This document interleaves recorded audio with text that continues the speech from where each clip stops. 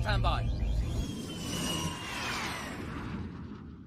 So good. This is where the fun begins. Yes, I'm so It's an glad. awesome intro. I am so glad he was like, I'm gonna make the seismic charge sound with my mouth. My plan is to just meme Xwing until he explicitly tells me to stop. And so yeah. But hey, for those of you who are from the Xwing community, what's up? It is such an honor that we get to host this. Xwing is spending time with Mama Xwing, and we just want him to just enjoy his time with family. We got it covered here. We're actually going to do some community pop-ins in quite a bit, in just a little bit, and we're going to have a lot of fun. We have some things on the docket to talk about. Even before we get going, we'll do some intros. I'm going to plug Xwing, plug myself, something going on. But just so you guys know, keep watching because we have an anonymous donor who's actually going to give someone here whatever Hangar Bay t-shirt they want. So they're going to pay for it. They're going to ship it to you. So you want to make sure you stay for that because you have something good coming your way. It's going to be really cool. So first, if you're not subscribed already, go subscribe to Xwing. We're going to drop that in the chat because this is really his stream at the end of the day, and feel free to sub to any of the people here as well, but go show Xwing some love. But hey, let's just go kind of around the block here. We'll start with you, Aiden. Say what's up, pitch anything you want, and and then we'll just go from there. What's up, guys? How's everyone doing? Really happy Really happy to be brought on Hangar Bay. I've been on for a while now, and thank you guys so much for bringing me on. Thanks for hosting Hangar Bay. I was like, I was really bummed out when I heard it wouldn't be happening this Sunday, and then guys decided to host it. So, yeah, props to you guys. Really appreciate it. What's up, chat? Hope everyone's having a good day. Just join the Xwing Discord and subscribe to his channel. And you can find me on there and a bunch of other awesome people. Oh, yeah. And I'll say this, too. We were talking before. Don't mind any sound you hear from Aiden because he is in, like, a crazy heat wave, basically. So he has some AC going. The boy needs to stay cool. So you gotta give him some grace because, we don't want him passing out from heat exhaustion on the stream. Yeah. All right. What's up, Deep Dive? How's it going, man? Going good. So I met Mr. Two Star Wars Nerds on Reddit, and I met Xwing through the Two Star Wars Nerds live stream, and I'm excited to be part of another live stream.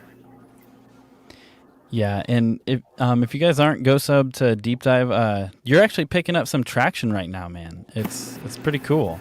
Yeah, channel's been blowing up for the past few days since the last live stream, so that's been good. Yeah, it's a trip, man, because I think when we connected, you were at like 200 subs or something, like over like 250, somewhere around there. And then it's like, hey, all of a sudden it's 270. Now it's over 300. Now it's over 400. Now you're getting close to 500. And I had to message you, be like, what happened? Like, it's cool, man. But cool. Real talk. So good to actually talk with you, like, kind of face to face, but face to face now. Yeah, we've been around, bumping around in each other's Discords and stuff for a while now, so it's nice to finally be here in the flesh. I actually, someone told me on my server that I should go check out Xwing server because he was growing fast. So I checked him out. Then I had to have him on my channel. Joined his Discord. Very cool place. If you guys aren't in it yet, you should definitely do that. And I am the owner of Star Wars Real Talk, my own YouTube channel. So feel free to check that out and see if there's anything that you like. Awesome. Yeah, man. I enjoy your live streams. I enjoy your videos. They're a lot of fun, and your Discord's cool too, man. There's a lot of great people in there. Seriously, it's awesome. Thanks, hey, dude. Chat. I see Daryl the Derelict here. What's up, Average? Matt Risman, what's up? I'm waiting for the Empire chat to start with you here. Gold Package, Patrick, Strike. Dude, Strike, let us know what time it is. You're always up so late. I don't even think you sleep. Strike's Kenobi. Yeah. All right. Strike says, "What's up, Aiden? Green Squad." Hey, Deep Dive just joined Got the shirt. Gold. You guys can see the back of it. Yeah, that's a sick shirt, man. Looks good. Cool. Well, let's start with this. I'm gonna share my screen because I want to go through some stuff. There's been we don't want to really necessarily cover news, but there's some cool stuff that came out this week. So let me pull this up and let's talk about this. Okay, so this right here, if you guys haven't seen this making the rounds, we have some set photos. I guess really more some like backstage photos that were released of Kenobi, and there's some interesting things here. And so we're going to show you guys a few of these, and then we want to just see. We're going to hear what we think of this, and then we can even start pulling some of you in. I'm just going to see what do we want to see in Kenobi, but if you guys see this, obviously we have what looks like some Tatooine garb going on here. They try to conceal it with these black capes. Didn't go super well. You know, we have some other Tatooine looking things. Look at this. These the boots are a giveaway. I know, seriously. The brown leather boots. And even this what is that interesting. outfit? So we got I've never seen this before, you know. We got a stormtrooper here, kind of giving some clues to what we're gonna see. We'll see if this site is like kind of booty. It's like not working. There's actually you guys see this? What I'm doing? Like here we go. I'm like clicking things and all our links are broken. But here we go. We even have some just some like Imperial officer looking stuff. Very very interesting. Hey, the man himself is here. Xwing. What's up, Sheev? We got Vader's Lair in the chat. Mrs. 2 Star Wars Nerds. Yeah. Somehow with a baby doing that. We got Solonic. I smell air tapes. Okay. Good for you. You do you. Deploy the likes and subs. Thanks. Make sure you go sub to Xwing. So let's do this. Hey, Aiden. Secret Agent. That's your boy, right? Yeah, he is. Cool. Secret Agent Randy Beans. How's it going, good sir? Awesome. So glad to hear that. While you get your stuff sorted, we're going to keep moving. So, can you guys hear me? Kenobi. Yes, there you are. How's it going, man? Come on, Secret Agent, you can pull again, through. So Can you awesome. I'm so glad you're having a beautiful day. My device doesn't support the camera, unfortunately. Oh, it's all good. But let's talk about this. This is kind of an open forum right now. What do you guys want to see in Kenobi? Do you want me to start us off, or does someone else want to start off? Go for it, man. I just really want to see more Anakin and Obi-Wan. I really want to see Obi-Wan deal with this trauma of Anakin. Like, I want him to see, kind of like, I'm going to give like Far From Home, for example. Peter says he sees Iron Man everywhere he goes. I kind of want to have something similar like that with Obi-Wan, where we really see his PTSD with Anakin. You get like really, like, maybe, I don't want to say like too many flashbacks. I don't want to overflood the show with time jumps and flashbacks, but I really want to see flashbacks with Anakin and Obi-Wan. I want to see Hayden stepping back into the role of Anakin, but also doing Darth Vader at the same time. Like, I really think that'll be really cool to see. He's my favorite Star Wars actor and favorite Star Wars character, Anakin. So I just really want to see Anakin and Obi-Wan back again. And I don't know if you guys saw this the other day, but Ewan McGregor and I can't believe Pedro Pascal did like an interview together, and he talked about the Kenobi series, and he said that there was like this really cool moment where Obi-Wan has to like pass some stormtroopers, and that was like the first time Obi-Wan passes stormtroopers. Like this is his first time seeing like stormtroopers and not like clone troopers. I thought that was really cool. Like, I want to see like some of that as well, like the transition from the Republic into the Empire. Even though it's set 10 years in the future, I'm sure we're going to see how Obi-Wan started to deal with that huge, massive change. But that's it. That's what I want to see. So for flashbacks, do you want to see, like, what time period do you want in between Phantom This Menace is unfortunate. and I can Attack of only the hear Clones, or do you want like Episode 3 flashbacks? Like, what are you looking for? Because we have a lot of Clone Wars. I want to see stuff that we didn't see in Episode 3 and maybe some Clone Wars stuff. I don't really want to see too much between Episode 1 and 2 because I don't really know how they'd pull that off. Because, you know, the actors don't exactly look how they did in Attack of the Clones. But I really want to see stuff in Episode 3. I think seeing more between 1 and 2 would be the coolest, but I don't know if they're able to pull that off with the actors. I'm not sure how they would do that. Hayden, I mean, maybe with makeup, because Hayden Christensen has aged quite a bit. Like it would be hard to gap that 10-year really like puberty period of Anakin's life. They would have to get different actors. There's no way around that for sure. But look at this. You got people saying, I want to see Obi and Anakin. We have people even saying, they want Vader and more Vader. So obviously, Aiden, you are highly requested.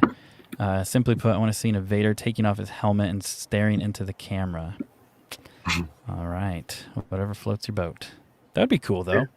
But what do you think in Deep Dive? What would you want to see? Well, we have Obi-Wan Kenobi in the chat saying they want to see an Inquisitor. So I didn't think of that, but that would be pretty cool. Other than that, I'd just love to see old Ben dealing with the Tusken Raiders, since he obviously knows a lot about them by Episode 4. Yeah, that would be cool. I just read The Heart of the Jedi recently, and and I know this has been done in other EU books, and Mandalorian kind of did this too, humanizing the Tusken Raiders. But in Heart of the Jedi isn't canon, and it's not even like EU canon, if that's your thing, because it wasn't even published. But in there's basically a Tusken Raider that speaks Basic and is able to connect with Kenobi. What do you guys think about that? Would you want to see like a humanized relationship, kind of like we saw in Mando, or would you want just that brutal, like they're at odds with one another? I think Mando was probably the most human I want to see Tusken Raiders. Anything more than that kind of takes away from their image a little bit, in my opinion. Yeah, that's a good point, man. What do you think, Aiden? Pretty much just what Real Talk said. I pretty much agree. I think to see Obi-Wan connecting Tusken Raiders would be cool, but maybe like, I don't know. Tusken Raiders just seem like such wild cards. Like, you got to catch them on like just the right moment on the right day. They don't really seem like they're like always open to negotiations. But like, knowing Obi-Wan, I feel like his just influence with the Force and stuff, he could maybe pull something, or maybe he couldn't, because I don't know if there are Tusken Raiders that are Force sensitive. But I know that Anakin's attack on the Tusken Raider village is like in their history books. Like, that is like something that just didn't happen, and when it did happen, they like encoded it into like their history and stuff. So that's like one of the it's like the Holocaust for like Tusken Raiders, pretty much. They're gonna hate Jedi. Yeah, they don't like Jedi. Yeah, they're probably like, no, we're good, man. But I want to circle back. Looking back through the chat, this is a good point. I'm curious to see what you guys think on this. I want to see Kenobi dwelling on Anakin, not an actual confrontation between the two. What do you guys think about that? Because obviously we know they're both in it. Do you want to see? And Star Wars Theory obviously has talked about this quite a bit. And his opinions on a fight scene recreated, or them fighting again before A New Hope. But what do you guys want to see? Do you want to see kind of what Aiden said, the dwelling, or do you want to see him meet? I want to see them fight, but I don't want to see Vader and Kenobi fight. I want to see Anakin and Obi-Wan rematch, and maybe have Anakin win and have it be like a Force vision or something. So I don't really see it being possible having Vader fight Kenobi before A New Hope, because that's kind of sounded like in A New Hope, this is the first time they saw each other since Mustafar. Right. And so I don't really think they should really touch on it or ruin it But if they can find a good way to do that, then I guess I'm all for it.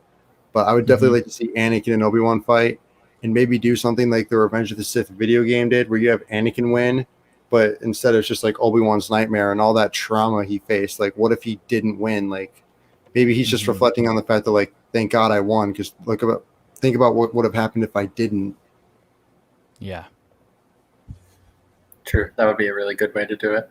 They definitely shouldn't have an actual confrontation, I think, just because I feel that would really mess up A New Hope.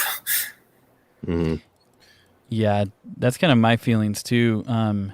For me, just like literally just, less than a week ago watching episode 3 again, and it just created so much more weight to A New Hope, and to when Vader and Kenobi fight, and for me, that time gap in between those two meetings just amplifies that. And I don't know. I'm kind of in that same camp of, I feel like if they meet and fight again, I don't know if I would say it cheapens it, but it definitely lessens the emotional impact of A New Hope.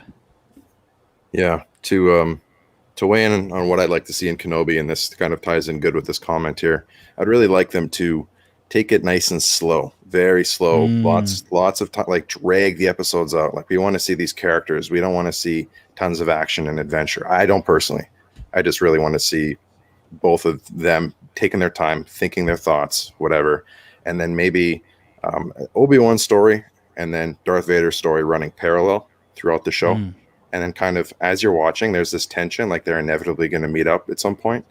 And then maybe the whole show comes together, and then they have this, they might have a confrontation, but in a way where they can't physically engage with each other. So it forces them to have this uncomfortable discussion or something. Like, that's as much. Yeah. The way that I look at it is that a simple plot allows for complex characters. And exactly. Kenobi focuses more on just like a simple plot, but really dives deep into the characters. I think that'd be really interesting to see.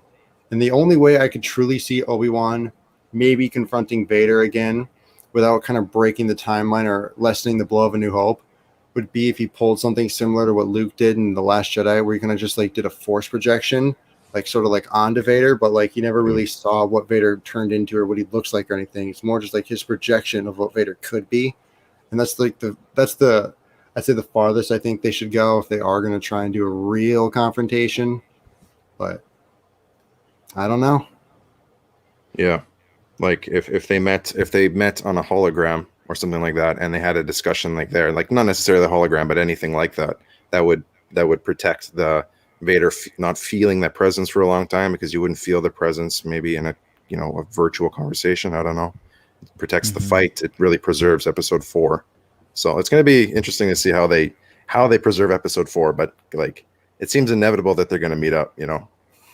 Yeah, for sure. This one cracks me up. I want to see Obi-Wan learn the cry of the crate dragon. Yes. Oh my gosh. Which one though? They changed it like 3 times in the different editions. Maybe we can get like a deleted scene, like a 7-minute montage of him trying to perfect it, in his house. There we go. That should just be an interview question for Ewan McGregor. Just make that crate dragon roar.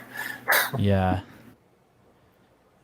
So what kind of struggles do you guys think that Obi-Wan's going to go through? Because there's got to be some kind of conflict every episode, and we know that he's just going to stay on Tatooine. So what kind of conflicts is he going to have to overcome every episode? I think personally, it's going to be more like inner conflicts, like the idea that he can't do anything. He has to just sit here and wait for this kid to grow up, and he can't intervene. Like, that's got to be hard for him. Like he knows that he wants to train him, but he's respecting Uncle Owen and Aunt Beru's wishes on not to train him. He's just letting that be, and he's waiting until Luke is all grown up. Like, I want to see how he struggles with that. I really want to see like what sitting on Tatooine for all these years really does to a person, because he's in complete and utter isolation. He has no friends. He only has the singular mission to protect Luke, and I feel like him dealing with that would really also have him like probably reflect a lot more on the past as well, because when you're in complete isolation, how are you going to stop those thoughts from coming in? You don't really have that many distractions. Like it's a lot of like inner demons and overcoming your personal inner demons. I feel like a Darth Maul situation, something like that. Yeah, that'd be kind of cool. Like a parallel of like something between Obi-Wan and Maul. But he'll probably handle it a little bit better than Maul. Yeah. You know, I think a conflict he'll have is, I think he's going to think about Sabine. I feel like with what they've done in Clone Wars, they can't not bring that thread in. And I'm wondering if he would be. What's that? Satine. What did I say? Sabine? I meant Satine. Yeah. My bad. I was a little confused there. Yeah, not Sabine, Satine. My bad. But I think that has to be brought back. And maybe he's thinking about what if he didn't keep that relationship private, and with what happened with Order 66, and maybe there's some things with like young Luke, maybe he's thinking like, what if I had a family? You know, what if I went down this? So, I mean, because I feel like a lot of it's going to be centered on his isolation, and you know, I mean, if we know anything from the past, you know, year and a half, depending on where you live, you know, being alone for a while can mess with you. You know, you start thinking about a bunch of stuff. So I would not be surprised if that romance thread keeps coming back. I would also really like to see Obi-Wan tinker with Anakin's lightsaber and turn it into what it looked like in A New Hope. Because if you look at his Revenge of the Sith lightsaber, hold up. I have the book right here. I think our boys got it. If you look at both these sabers, they're completely different, almost. Oh, man. Like Anakin's looks more polished and it has a different grip and stuff, and Luke's just looks like a training saber almost. Like he dumbed it down. Like I read somewhere that this bubble wrap, whatever you want to call it, that's what they gave Padawans, and so it would be a bit trickier to ignite it. I don't really know the complete answer for it, but just look at the difference between these. Like I really want to see Obi-Wan turn this into this. So he's preparing it for Luke. Yeah, I would like to see him prepare it for Luke. I totally thought you were just going to pull up images. I love that you actually had both lightsabers with you. It's like, check this out. Check out this. Yeah. A lightsaber for every conversation path. The boss has spoken. No Pink Squadron. FYI. No. Does not break my heart one bit. Okay. Do you guys have any other thoughts on Kenobi? We have something fun that we can do for a giveaway, but you know, I have one more thought we could talk about if you guys want. Then we'll see, but let's actually do that Okay, so Liam Neeson has obviously been asked directly and indirectly about any involvement with the show, and essentially kind of denied things. Obviously, we know that Hollywood and Disney is very privy to keeping things close to their chest. So I'm not just going to take an actor saying, "Oh, I don't know anything," as like definite proof that he's not in it.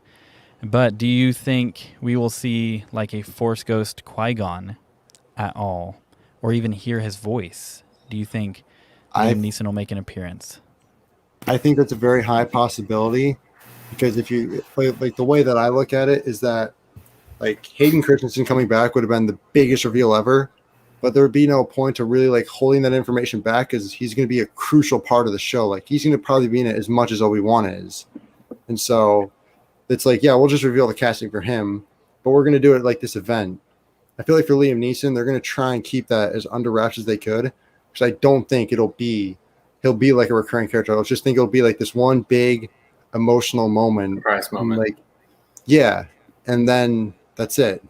He'll probably like remind Obi-Wan what it's like to be a Jedi and reteach him the art of patience and stuff, and to reassure him that what he's doing is absolutely necessary and that he is here for a reason and stuff. Like he'll basically like rejuvenate his spirit or something, and then he'll go away. Or maybe he'll apologize for Anakin. But that's what I would like to see. A lot of people are saying voice no ghost. I agree with that. I don't know. I'd be open to a ghost. I mean, you're getting Liam Neeson. It seems like they're going to get such a huge actor, and just to do a voice, they could just get anybody who sounds like Qui-Gon. That could point be maybe they're not getting Liam Neeson. Maybe they are just getting a voice actor to play the voice. In that case, that's the best. They just let our imaginations do the work. But I think it'd be cool to see a Force Ghost. Can Force Ghost come to you in your dreams? Oh, that would be an interesting way to do it. Like, could Qui-Gon come to him as like a ghost in his dreams? I mean, there's no rule against it yet that I know of. So that would be something like that. Yeah. That would be like implementing a Force vision in someone's head, I guess, while they're asleep. Yeah. I think like what Deep Dive said, there's not really a rule against it. Yeah. And it's not necessarily off topics, but the topic of tonight is definitely not the sequels. But if you like the sequels, cool. I'm not a big fan of them. But I mean, you have the Force dyads introduced. Like, I don't see why they couldn't just choose to introduce a Force ghost visiting someone's dreams. I think as long as they did it right, I would hate if it's like what's that Christmas movie where like the ghost of Christmas past comes and like, takes him through his life. Could you imagine if a Force ghost Qui-Gon shows up and takes Kenobi through his life and that's the flashbacks? Obi-Wan Kenobi Christmas special. Oh man, that'd be crazy. I love this. The man's own stream, even though it's on another channel, I may pop in for a second. He can't resist. He's got to be here. Guest on his own show. Oh man, a ghost X-Wing. Liam voiced Qui-Gon on the Clone Wars. That's an interesting point. Yeah, that is. That was a rarity for that show. Thank you, A Christmas Carol. There we go. Very cool. Hey, I did check general, but I'll send it to you directly in DMs. Scrooge Kenobi, old Rudolph Kenobi. What did we start? Okay. Can you give me 1 second? Yep, go for it. So here's what we're gonna do. We're gonna do a shirt giveaway. So what I'm gonna do really quickly is I'm gonna pull up the shirt so you can see exactly what you will be winning, and we're gonna do this through some trivia questions. If you guys haven't seen, there is this game called Star Wars Trivia. It's like when The Force Awakens came out, it has Kylo on the box, but it's all the first 6 movies. And this is the stupidest, hardest trivia game in all of history. Like, you have to be like a master of the encyclopedia or Pablo Hidalgo himself to know some of these. Like, yikes. It's insane. There go my chances. Oh man. So yeah, let's do this. Hey, we're gonna be pulling some people in too. So we dropped the pop-ins. So I'm gonna pull this guy in because I have no idea what time it is. Hey, what's up? What's up, Strike? Hey. I've always got to ask. Flesh. What time is it? I don't think I want to answer. So it's you don't have to look up. It's 3 a.m. 3 a.m. Dang. Wow. Dedication. Dedication. Great time to be awake. Yeah. Good job, man. Props to you. It's 1:30 here. What does that mean? What does 1:30 mean? Oh, it's in the UK. So That's like a UK term. 1:30. yeah. All right. Okay, so let me share this really quick, and then we're gonna get going and chat. This is your time to shine. Okay, this is gonna be your time to shine to win one of these shirts. Okay, so the man himself, looking handsome, dude. Okay, so there's some other stuff. But, so you're getting a swing shirt. You're getting a swing shirt. So you got this sweet swing hoodie here. Look at this, $41, $41.99 plus shipping.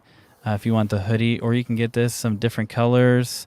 If you guys don't know the story behind this, I actually gave Xwing this this link to this designer who made our graphic, and this is what he got in return. And then a meme master, Solonic, turned it into this. So sorry, buddy, that you wasted money for a meme, but one of you are going to be able to win this. Yeah, if you guys don't know, he said he was pulling the squad merch. Daryl the Derelict, man, love you, man. Can't wait for you to be right back with us when you're on the PC. Okay, so let's do this chat. This is your time. Ready? So the way we're going to do this, we're actually going to have the first person who gets this right in the chat. They're going to be the ones who wins this. You guys ready for this? Okay. So let's say this. So we have the first question is, who lived beyond the Dune Sea? Who lived beyond the Dune Sea? Biggs Darklighter, Obi-Wan Kenobi, or Tank D. Toby?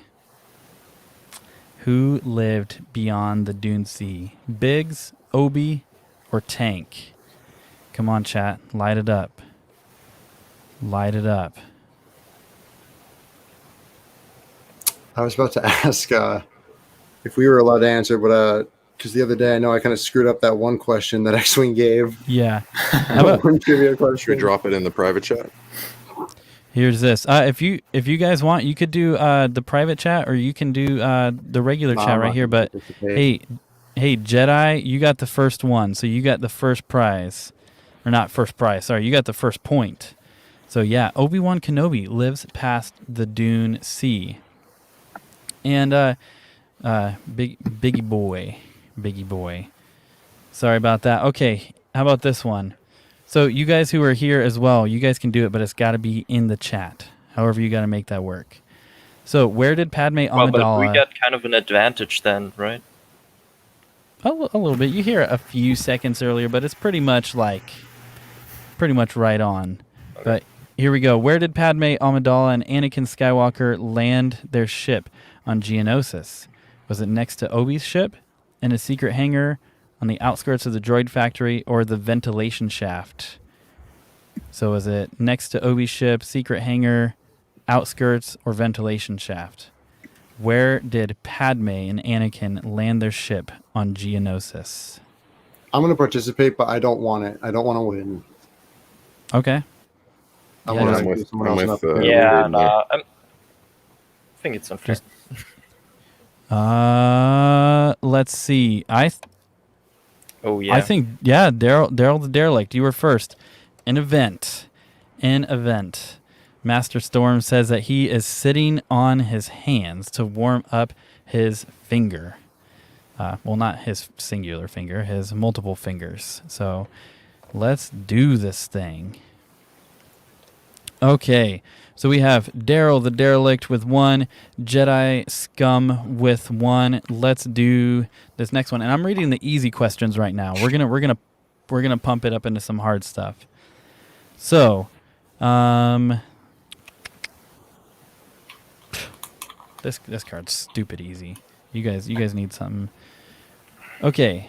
How many rebel ships, so small that they were evading the Death Star's turbo lasers, did the Imperial officer tell Darth Vader that they had counted?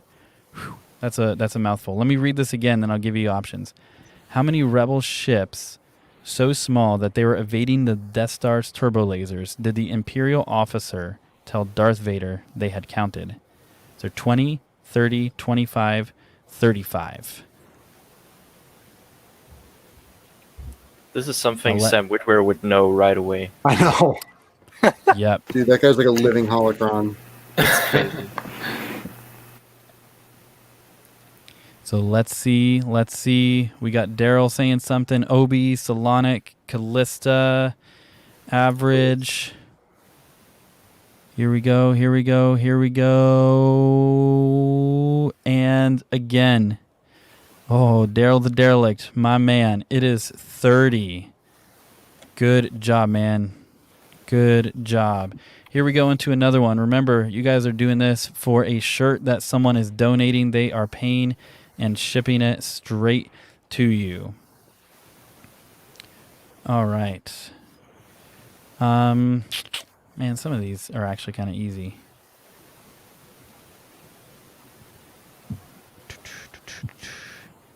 Okay, over how many centuries had Yoda been alive at the time of the Battle of Naboo? Over how many centuries had Yoda been alive at the time of the Battle of Naboo? Was it 600, 700, 900, 800? I feel like that means like 6th century, 7, 9, or 8. Not. So what do you guys think? How many centuries?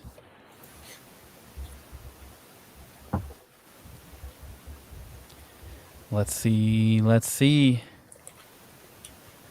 We got 900, 800, 989, 9. So this one right here, we got Knight of the Force, my man. It was 8 centuries or 800. That's technically what it said. Oh, I'm not even looking at private chat with you guys. You guys are like answering away. That's all good. It's just fun. It's all good. It's just fun. Don't keep any points for me. Yeah. Does this card seriously say centuries? It does say centuries. So Pretty sure that'd only be like 8 centuries. yeah, it would be 8 centuries, but you know, I think we get the gist of 800 what, centuries. Oh my what God. they're saying. Yeah. Yeah. Patrick, I tried answering before the question ended. Hey man, but that's how you got to do trivia. That's how you got to do it. Okay. This one's kind of easy. This is like a freebie. This is really who is the fastest. Who presided over the Bunta Eve Classic Pod Race? Is it Foden Bede, Jabba the Hutt, Gardula the Hutt, or Bib Fortuna?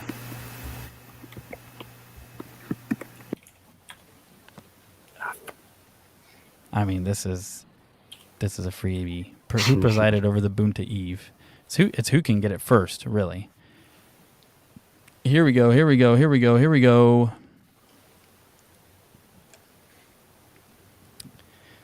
And this one is going to Obi. I almost called you Java just because that's what you typed. I would love Java to. Kenobi. You mean Yeah, Ezra? Just kidding. Obi the Hutt. Java. Yeah, Governor Tarkin. Can you imagine if Tarkin presided over the Bunta Eve pod races like his pre-Empire days? Kind Oh of my training gosh. for the big ones then. Oh my gosh, that'd be crazy. Okay.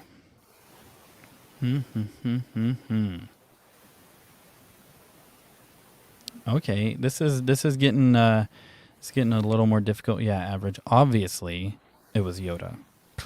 Very Of course. clearly. That's what he was doing for 800 centuries, is hosting pod races. Okay, what did Got it, C-3PO call R2-D2 as they were bickering over the escape pod? So what did C-3PO call R2-D2 as they were bickering over the escape pod? A mechanical poltroon, a walking garbage can, an overweight glob of grease, or an ignominious mechanical troll? Probably said that word wrong, but what did C-3PO call R2-D2? It was the mechanical poltroon. You can just say mechanical. Walking garbage can, overweight glob of grease, or a mechanical troll.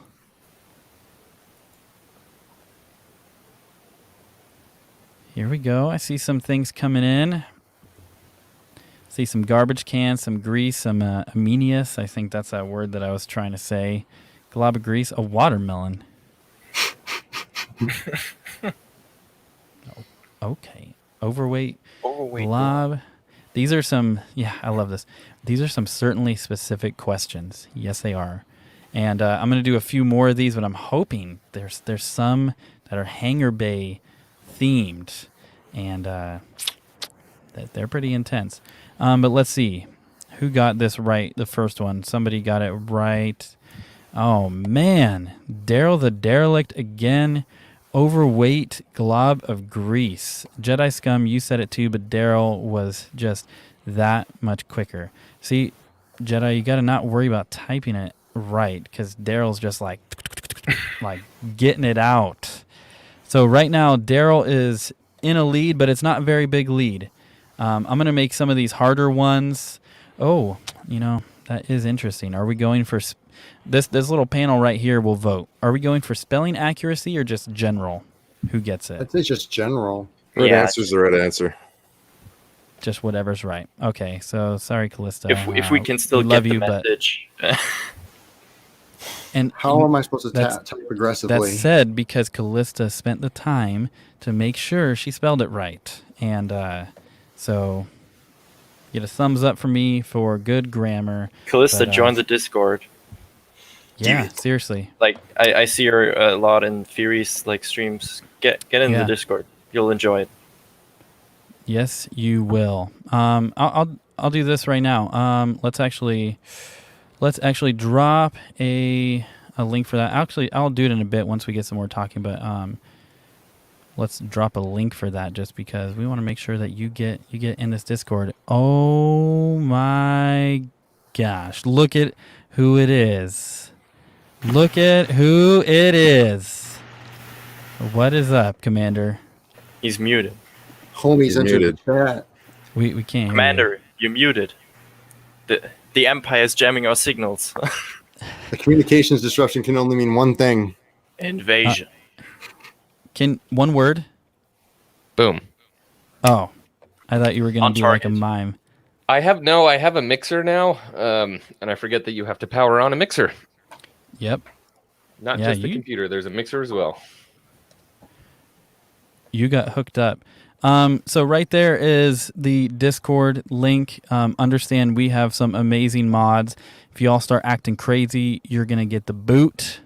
But it takes a lot for that. So, yeah. But understand this. One of the best Discords around. Callista, please, please, please click that link. We would love for you to be in this awesome community. Join Gold because Gold is best. No, Gold green is the way. Yeah, understand. Strike knows what's up. Yeah. So, Commander, what's up? How's your day been? We'll take a brief pause from trivia. How are you, man? That's fine. I don't want to stop the love train, man. I'm really enjoying this. These are good trivia questions. It's not like that. It's not like that other one. What was it called? Like Hooper or Booper or Foofla or Kahoot. That was pretty close. No, these are good. These are specific. I'm really enjoying these. Yeah. Oh yeah. Hey, Day was good, but I'm crispy. Oh, you wait. Keep that there. Keep that there. You are. Ooh. That's your next Discord emoji right there. I know. Understand. Somebody is gonna screen grab that. Oh, Blue needs some love, but Blue. That's a good choice, actually. I'm the patron for Blue. I'm the patron for Blue. Let's go, Callista. Yep. As a former member of Blue Squad, I will say that you did make the right choice. She chose wisely. As a blue enthusiast, I say that is a good choice too. And blue is my favorite color, but green's where it's at.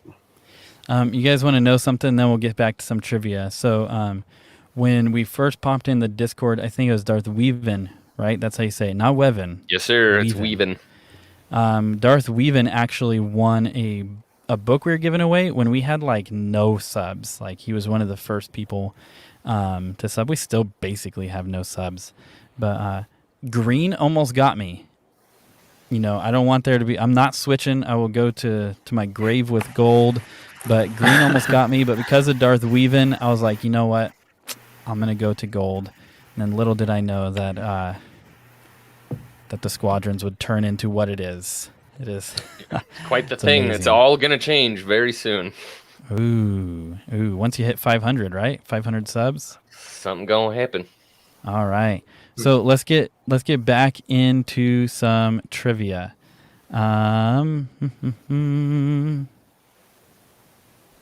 Okay. This is kind of easy. Nah.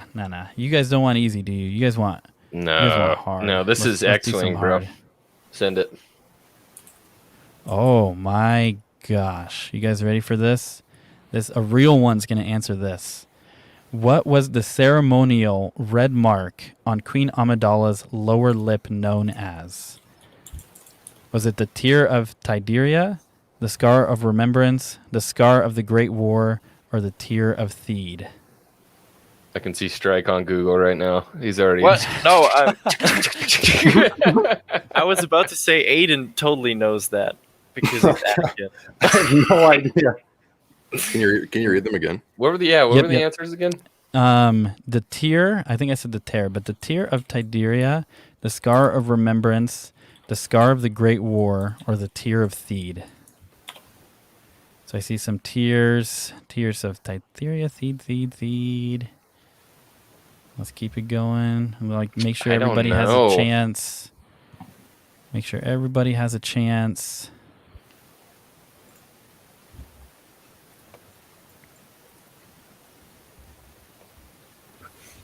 I mean, at this point, people could have Googled it.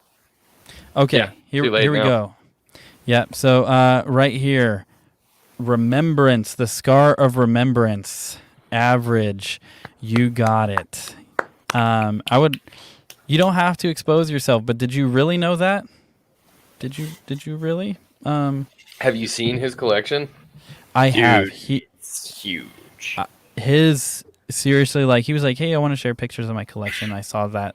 I'm like, "Oh, that's cool." And then he posted. I'm like, "Dude, that is like he has the sickest collection." I know. Is there? Yeah, can you just make a video? It made me feel very small. I'm not gonna lie. I was like, "Oh, can I have it?" Yeah. I think Average should make stock. I think Average should make a video on what he doesn't have. I think probably would take a a short time. Short video. Yeah. And here we go. I believe Average. He's a good dude. Oh, here we go. I heard it on a podcast before, and Krista asked which podcast. I would like to know that as well. Is there a podcast about pod racing? There should be. I was going to say we could make one. Right. What if it's like a pod racing like fan theory? Like, what if Grand Moff Tarkin, or what if just Tarkin hosted the Boonta Eve Classic? You know, I like that. That'd be interesting. And he's like eating the little frogs and everything and spitting them into the gong, you know? But it's got to be him when he's shirtless and ripped. Style would be like, everybody's talking about pod racing, but what about swoop bike racing? I'd be down for that. Be a lot of dead people. He said Star Wars stuff. One of the members is a Padme simp. Wait. Aren't we all? Pod Squared? There's really a pod racing podcast? Really? All right. Well, I need to get on that. Look for Commander on Pod Squared. Yeah. All of a sudden, you're gonna be on the pod racing podcast. So good. Okay, so we're gonna do two more, and these are gonna be worth 2 points each. So we have Jedi Scum with 1, Daryl the Derelict with 3. We have Knight of the Force with 1, Obi with 1, and Average with 1. So really, at this point, anybody can take it. Daryl can clench this lead, and he can just shut everybody down, or one of you other guys, or someone who's not even on the board, honestly, can get it with these next two. Okay, but these I'm gonna make sure that I pick a really, really tough one for these. Okay, does that sound fair? Okay. I didn't really know this. What was Supreme Chancellor Valorum's first name? I'm gonna say Tinus, Linus, Finus, or Minus. My gosh.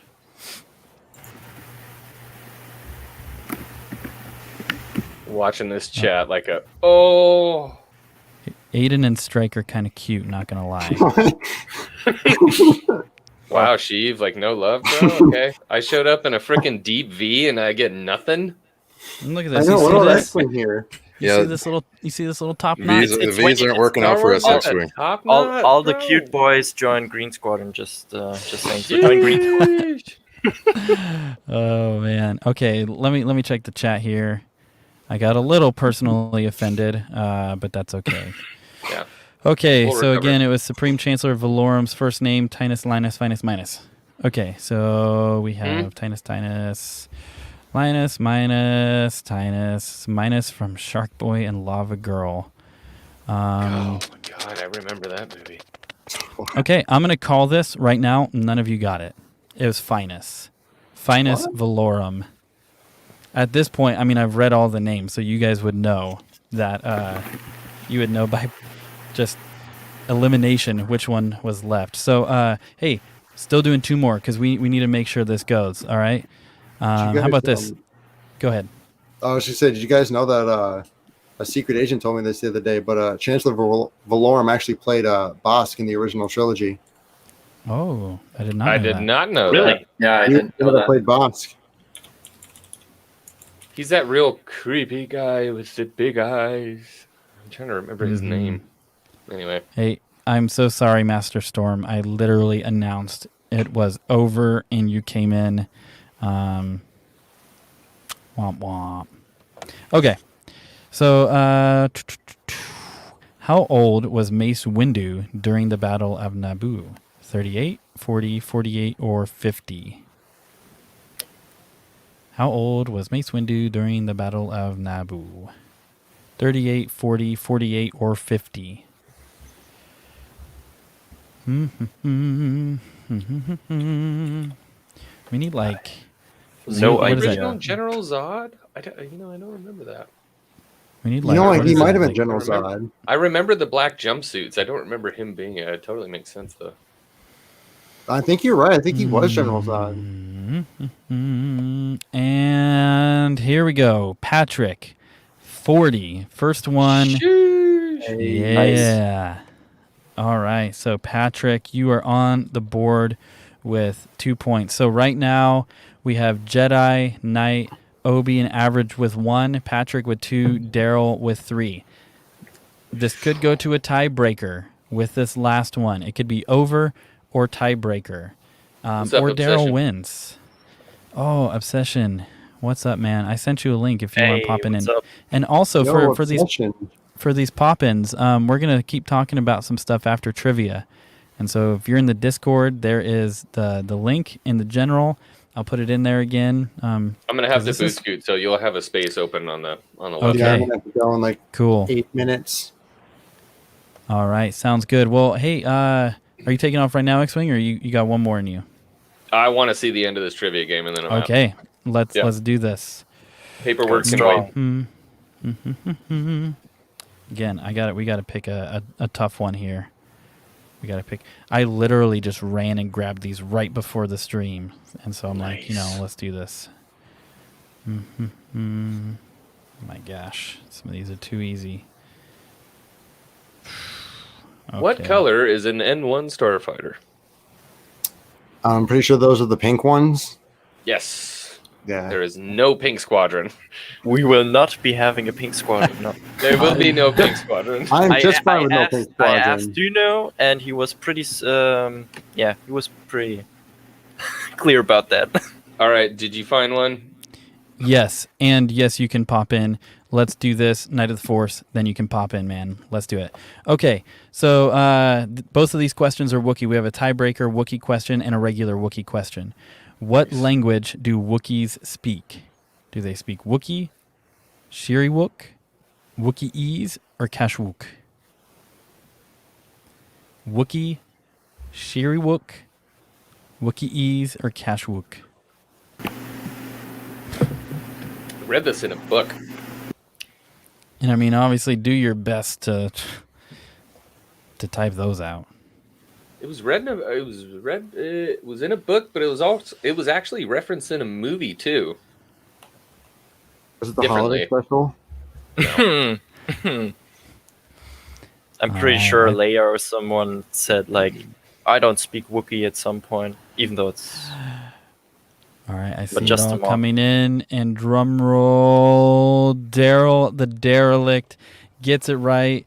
It was Shiriwook. So guess what, man? You clenched your victory. You are the winner. Can we get some applause for Daryl with the Daryl, the clutch. derelict? Boldly done, Good. Lord. Boldly done. Good job, man. Hey, so you can do this. You can DM me or Xwing. Somebody anonymously donated very nicely a shirt or hoodie of your choosing. The squad gear is all gone. But yeah, Sorry. congrats. Way to go. Whoop, whoop. Some claps. Congrats. Well done. Good game. Very fun. Man, Daryl, you ran that, man. You did a great job. The community, it's just awesome. Yeah, and you guys are smart. You guys are sharp. As we're kind of getting you out of here, Xwing, so you can enjoy the rest of your night and recover from that that lobster skin going on. Anything you want to say to your beautiful community? Just that. You guys are beautiful. I'm so pumped to see everybody show up here for the 2 Star Wars nerds, and just keep it going. Even if I'm not here, this is not me. I'm not the community. The community is the community. And so I love seeing everybody getting together, showing up. Doesn't matter where we are. This is more of a thought and an idea than it is, just Xwing. And that's what I was hoping to do. And you guys have made me very proud in the fact that you've made it that. So I love you guys. 2 Star Wars nerds, thanks for having me on. I've enjoyed this immensely, even though it's a short trip, and I will see you guys again very shortly. Awesome. Well, I mean, it feels weird to say good to have you on your own stream, show. pretty On his much. own show, yeah. This one is not me, bro. It's nice to have you, but no, seriously, man, I'm humbled that you would. I mean, we met like 3-4 weeks ago, so I'm humbled that you would, let someone in your community do something like this. It's super cool. Absolutely, man. If you guys haven't already, go sub to Xwing. Yeah, we have a bot that's posting his link. We'll make sure it's in the description. But hey, man, have a great night. Go get a cheeseburger because it's the American way. I had Listen one to for him. lunch. You bloody Brit. Now get out of my DMs. Okay, guys. I love you. I'll see you later. 2 Star Wars nerds. Nothing need to be said, man. I would trust nobody else. Maybe one more person, but I mean, you got the helm of the community, brother. Keep it going. Awesome. Thanks so much, man. Have a great See night. you, Commander. We'll see you guys. Have a great night, man. All right. So, hey, Well- if you got to take off. Sorry. Yeah, I gotta go. All right. I hate to just leave right after Xwing, but thanks so much, guys, for having me on. You guys already know I really appreciate it. Strike, it was really cool to see you come on. Star Wars Real Talk Deep Dive, had a lot of fun talking with you guys. You guys are awesome. 2 Star Wars nerds. Like Xwing said, nothing can really be said. You guys are really cool, and I'm a really big fan of you and Xwing's channel. I really appreciate it. Had a lot of fun the other day with the prequel appreciation stream, and That was awesome. yeah. just keep it up. Just keep up the good work, and that's all I really have to say. Thank you guys again so much, and peace out. See you, Aiden. Awesome. See you, Thanks so Strike. much, man. Take it easy. No problem. Peace out. All right. And honestly, anybody who pops on, or even you guys here, if you guys, whenever you guys need to take off, feel free to interrupt. Don't feel like you got to be nice and sit and wait. But hey, I dropped the link again. If you guys want to pop in, we have some more Star Wars stuff we are going to talk about. But if you want to pop in, say your piece, click that link in the Discord. Yeah, pop in, on guys, in. because I also have to go. All right. Hey, Real Talk. Real Talk. Plug yourself. Yeah. Where can we find you? What are you doing right Thanks, now? guys. Yeah, Star Wars Real Talk on YouTube. I don't make one of anything. I make pretty much whatever I feel like doing at the time. I'm kind of getting into the stream game a little bit, so I wouldn't be surprised if me and you, Mr. 2 Star Wars nerds, ended up doing something at some point. But yeah, YouTube, Instagram. I'm on TikTok. I don't know what I'm doing. I just started. Probably don't go follow that yet. Yeah, I think that's about it. Thanks for having me, man. Oh yeah, for sure. It's Nice good to meeting have you. you, man. He's doing some really cool Republic Commando streams. Oh, awesome. Yeah, I just started those, so we're 2 episodes deep. Awesome. I wipe my whole squad pretty much immediately every time Looking I'm forward playing. to the next one. I think we have to lose Sev next time, right? He's been beaking me pretty hard on my Discord. Dude, I love you, man. He's not letting up. All right, see you man. guys. Take it easy. See you guys. All right, see ya. And Patrick says, then the 4 turned to 3, and then back to 4, And more plot twist. And it's blue. and it's What's up, blue. man? Hello there. How's it going? I'm all good, brother. How are you? I'm doing well. I've seen you in the Discord a bit. Obviously, to me, your accent. Where are you from, man? I don't actually know. Oh, I'm from England, bro. I'm good old Awesome. jolly fucking England. Sorry for swearing. You're good, man. You're good. Awesome. Well, the floor is yours. What do you want to say, my man? Anything Star Wars? What's weighing on you? For one, I love y'all. You're like the most awesome people I've ever met. Thanks, man. Strike, hello, my overseer. Hello. And Star Wars wise, I don't really know. I just popped in just to say hi. Yeah, come on in, Charlie. Awesome, man. Yeah, it's, you know what I love about these community streams is some like really, really like cool ideas like come from these. Like when we're talking about Star Wars, you know, and even things just like how we were talking about like all the Kenobi stuff earlier. You know, like Oh hell yeah! man, there's just some like really awesome stuff that's popping in. I have two things I'd like to see in Kenobi. Yeah, go for it. One is Obi-Wan going through the village where Anakin slaughtered all the Tusken Raiders. Like, Oh, that'd be interesting. I don't know if he has like the power for Force Echo, but if he touched an object and then you got to see Hayden Christensen actually slaughtering all the Sand People. Yeah. Or at least like see the remains of the village. Yeah, that would be sick.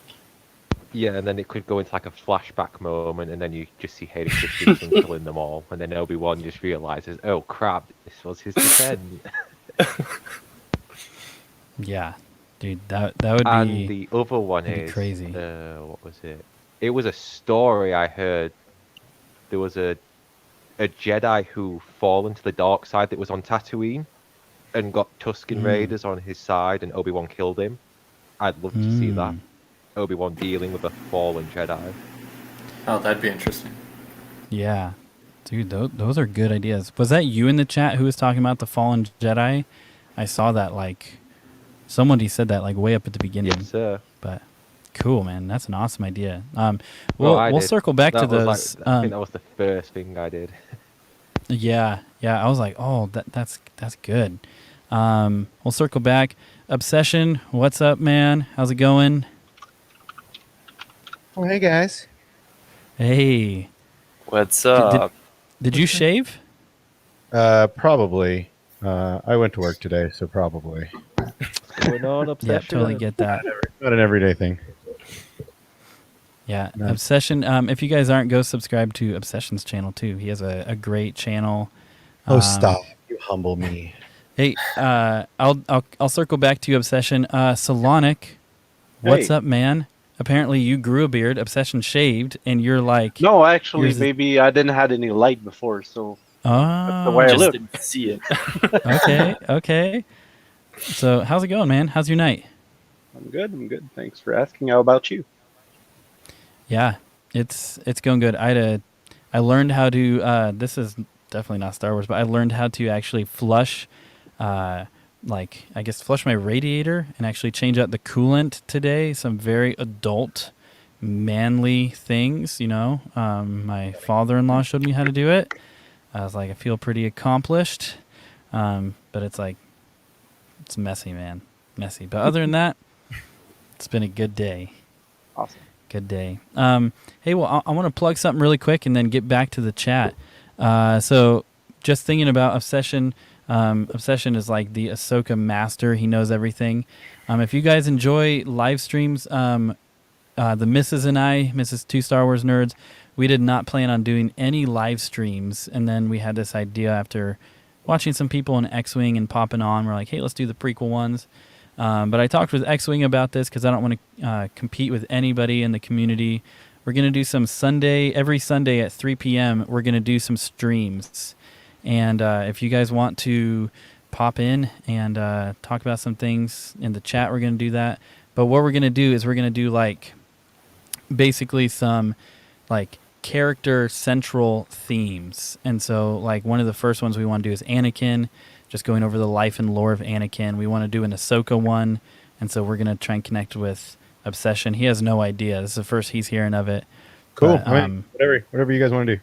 We just want to do some deep dives. 3 p.m., like the missus is saying, 3 p.m. every Sunday. We're going to start that. And we have that full encyclopedia set from Mr. Hidalgo, whatever. But anyway, we're going to start going through that and just like, we just want to get into some characters. So yeah, that's going to be a lot of fun. Nice. It's going to be cool. All right. So it might get a little crazy here. because like 6 or 7 is the max we wanted to do. But you know what? We're gonna go to 8. What's We're up, gonna Charlie? go to 8. If T-Money. more people, Brother, how's it going? Islamic. Oh my goodness. I How's it going, apologize man? about that. Hey, My guys. phone decided to just. I can't wait to get the mine. crew is here. Green is the way. Green Squadron represent. So Green is not the way. Right, know. everyone listen here. Right, blue is the way. Gold is the way. Oh, sorry. Go ahead. Believe the bloody Brit. Oh man. So before we get into it, let me set just a little housekeeping to make sure some things stay tidy. If I start like saying hey, you know, I want to make sure we listen to that. Believe us. Give someone the floor. So if I need to, I'm gonna let you guys talk. We're gonna go through this, but I want to make sure we're not like getting too crazy. So if you hear me step in, that's the dad putting his foot down. Say, hey, hold up. But all you guys are gentlemen. It's gonna be cool. I know. Oh, good dad. Oh, dad. My dad. Charlie, what's up? How's it going, man? It's going good. It's going good. I appreciate you letting me jump in a little bit later. I got back. I was hopefully going to jump in. I was like, wow, okay. Well, if you want, I can dip out. So. You're good to stay, man. You're good to stay. If you want to stay, we won't go above 8. So if more people pop into the back room, let me know. I'll drop. Like I just wanted to. Okay, I feel bad for saying that. We got Jedi scum in the back room, but Blue. I'll leave. Volonic just wanted to flex his X-wing. Before you go, Blue. Before you go. What's something just digging on you, Star Wars? What's something you want to say? Same. I'll drop out as well. Okay, you and Deep Dive. Anything Hey, you guys want to say? I'll drop out. Okay. But I just want to say one thing. Hi, Charlie. How's it going, brother? Never spoke to him. Hi. All right. Hey, good for having you, I just want Blue. to say Thanks hi, for Charlie. I've popping never in. spoke to him before, but I talked to him on like Discord before. Oh, right on. What was your name on there again? Otherwise, I'm gonna draw a blank right now. I feel horrible. Blue AK Blue. Oh, okay. There we go. Okay, yeah. Okay. Yep. I'm a horrible Hey, person. no problem, man. Take it easy, brothers. All right. See you, Blue. Always an honor. All right, man. Okay. Deep Dive. I heard you say you gotta peace out really quick. Yeah. Plug yourself, man. Plug yourself. Oh yeah, so I have a YouTube channel. If you search Deep Dive, it won't come up, but if you search Deep Dive Star Wars, it should pop right up. So yeah, check it out. And good meeting all of you for a few seconds, and I'll see you around later. Awesome. Yeah, awesome meeting you. Good to have you in the Discord too, man. Sorry for that bombardment of the squadrons running at you. Yeah, like just joined the Gold Squadron a while ago. So. That was crazy. All right, man. Part of Take the it easy. experience. Thanks for popping sure. in, man. Yeah, see ya. All right. Jedi Scum. What's up, man? What's up? Hey, how's it going? Going pretty good. Good to have you here. Didn't get to say what's up to T Money too. You're always so polite, bro. You're just always just like, yeah, yo, that's what's up. Thanks for. I wasn't sure if I'd be able to pop in, but got in. Yeah, man. Yeah. It's good to have you. So let's do this. Open floor. What Star Wars? What's coming to mind? We can talk about anything we've already talked about. We can talk about theories. What are you guys thinking? Well, just very fast, then you guys can go. I got a couple clips of a stream that I was busy Saturday and Friday, so everything was kind of a blur. But I got a couple clips from a couple people apparently redoing a Mustafar scene that was very, very enlightening, and I kind of want that cut of the movie. So brilliant job on that. That was priceless. So thank you for that. Yeah, so that's called the Star War: The Third Gathers Backstroke of the West. Backstroke of the West. It do not want. It is. It's on YouTube. You can watch. This is what blows my mind. It's the full Revenge of the Sith. It's on YouTube. We put like 5 minutes at most, you know, and first casual stream got taken down when he did it over there. And then our stream got interrupted and shut down, and we had to trim it out. I'm surprised they didn't shut my stream down when I was doing Bad Batch stuff. Oh, yeah. Right. Yeah. You know, I found a way around it. If you guys watch our videos, you notice some of the videos have that watermark, like right over the footage. That is purely just to avoid the YouTube lords from figuring out what's being shown. Totally fine.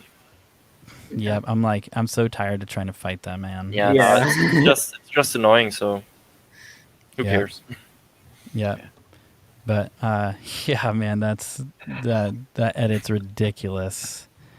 It's so crazy. Yeah, I showed the clip to my uncle, and he literally would not stop laughing. It was funny. Oh, it's so good.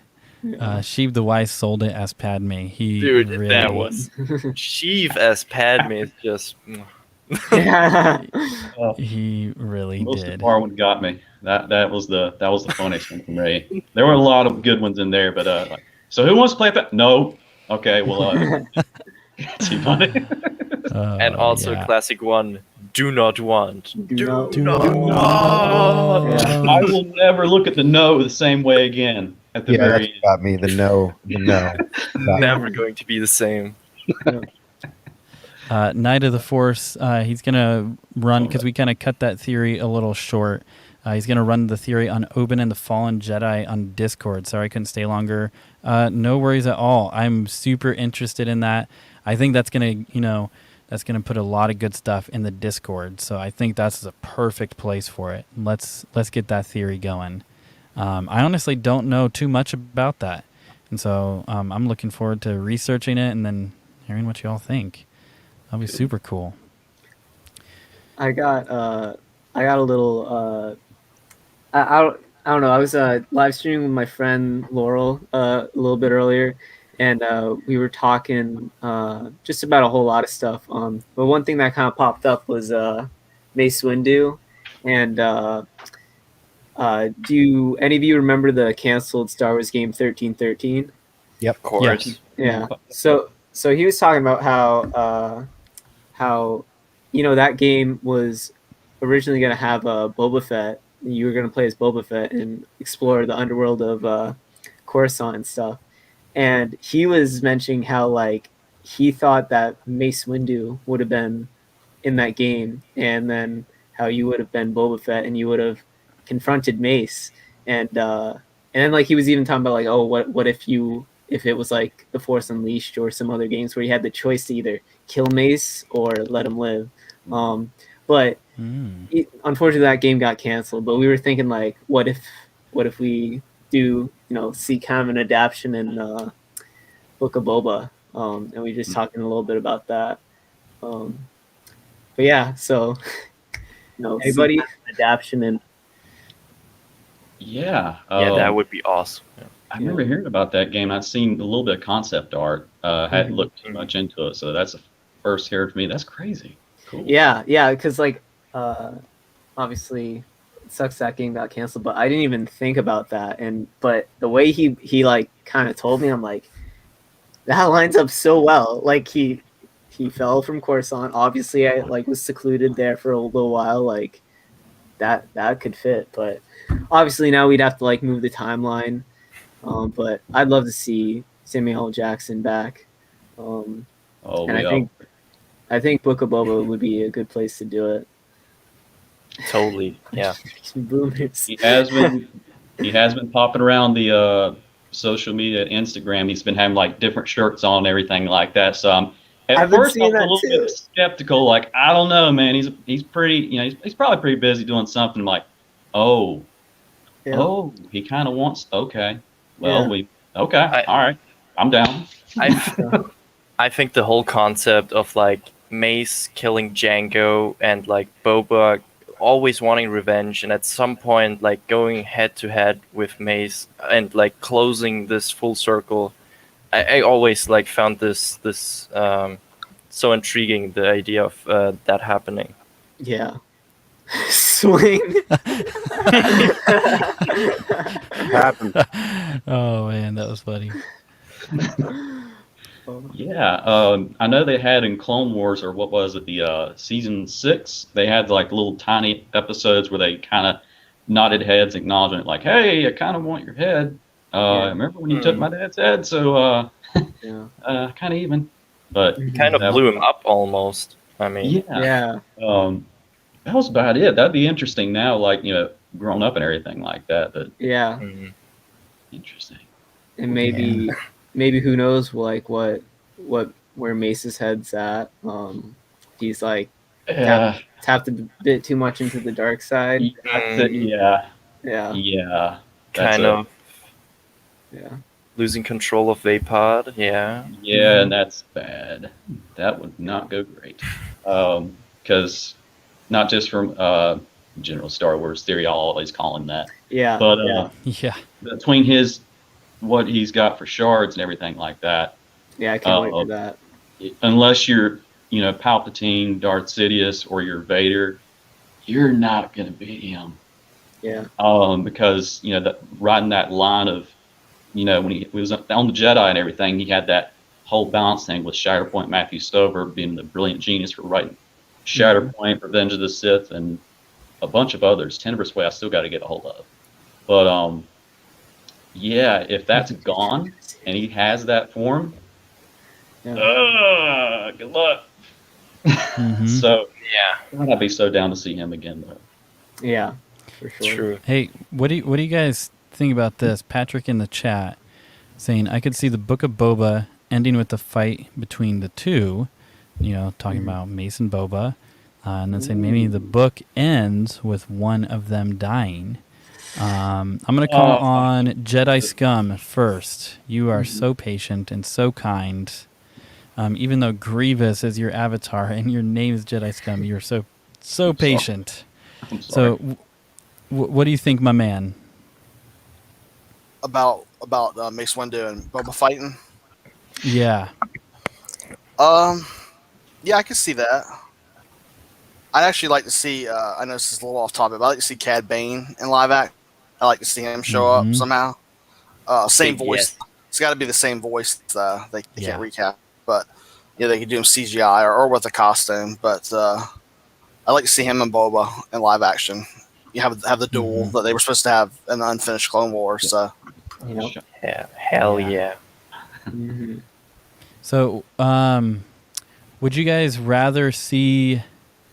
And I'm going to defer to Solonic for this one because, obviously you've been talking so much, man. You've got, I just want to appreciate the frame rate checks that that Obsession's going through. I feel like we use this stream to do our testing. Obsession and I. Yeah, I don't know what he's talking about. I'm not seeing any delay on anything. Solonic is trying out all of his filters, with the frame rate. Yeah, I don't see it any different in any of the cameras. So. Well, Xwing, get a better internet connection. Is this Xwing's internet or is he trolling I don't Obsession? know. I feel like all of the cameras are pretty much the same. Oh man, I don't feel like I'm off too much. No, you're good. No, it's good. So now looks anyway. good now. Obsession. Yeah, I mean, so I think he tripping, Carl. So starting with Solonic, would you guys rather see a Mace v Boba in the Book of Boba, or would you want to see a Mace v Cad Bane? Let's say you can only choose one. We can hope for both, but you can only get one. What would you rather see? Solonic, go. I would say Mace versus Boba because I don't feel that we had an ending, a closure with Mace Windu yet. Yeah. Okay. Yeah. Strike. Yeah, I totally agree. I would love to see it go for full circle. And honestly, I would like Boba to win. I don't know. It's just I'm a Boba guy. Always was a fan. Even before the Mandalorian, where people were like, he's just standing around.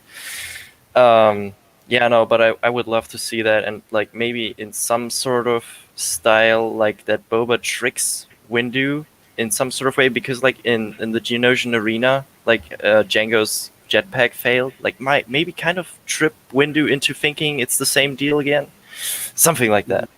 Mm-hmm. That's good. I would also say, you know, like we saw Boba in live action, and we didn't saw Cade Bane, and it's some like. Well, I feel people will relate more to a fight Boba versus Mace Windu, and Samuel L. Jackson too. Right. You know, he's at the same age, around the same age. He looks like he fits the part. Yeah, I was talking about Boba versus Cad Bane, because Clone Wars kind of, when he was a kid there, they established the kind of rivalry already between them, and we know they did that unfinished episode where they was a duel. So I like to see that in live action. It'd be cool. Yeah, could be both too. Honestly, like we never know. Right. Yeah. Yeah, because Samuel Jackson's been campaigning for years to come back as Mace. I remember at Celebration 2017.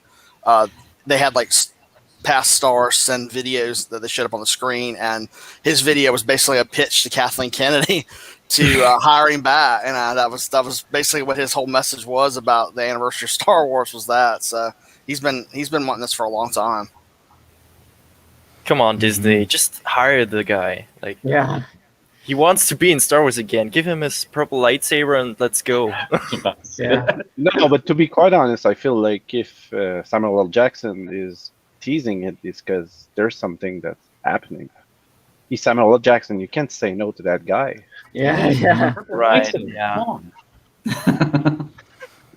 And you know, an interesting thought I have. So, I have, you know, friends that I talk to who, you know, they have social media and stuff, but they just do, they just kind of do their own thing. They're not like watching. There's like casual fans in there, and then there's like a few hardcore fans. But a lot of my friends who are casual fans, like when Mando season 2 came out, they're like, wait, they're like, who are these people? You know, when you're seeing some other characters, some didn't know who Ahsoka was. Obviously, they know who Boba is, but you know, just stuff like that's interesting. So, do you think Cad Bane? Do you think they would ever bring Cad Bane in, because it would potentially kind of take that group of casual people who don't know him and maybe isolate them? On if they're going to live by that unfinished scene in Clone Wars. If you're going to go by that scene and Cad Bane's dead, if you're going to go by the dent in Boba's head and say that that's Cad Bane during their duel, then either you need to show us that in a flashback in Boba, in Book of Boba, which I could see them doing, because everybody kind of already knows that that's where that bolt ricochet off his helmet and actually dented his Beskar. Or they're going to have to give us something else or he doesn't come back at all. If they go by that timeline, he's dead. But if they don't, they either show us at a flashback because he's dead, or they bring him into Book of Boba as an old man, Cad Bane. Because so much time has passed since that duel would have happened. He would have been, a teenager at that point. You know, barely man size.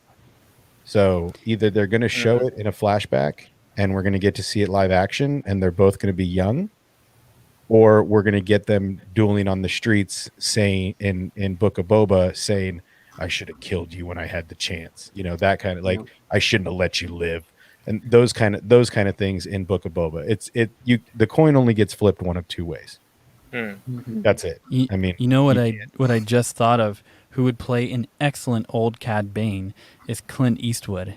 If you get this, like, that's actually really good, man. Old gritty Clint or Eastwood even playing his Cad son Bane. could. I mean, they kind of have the same demeanor. Yeah.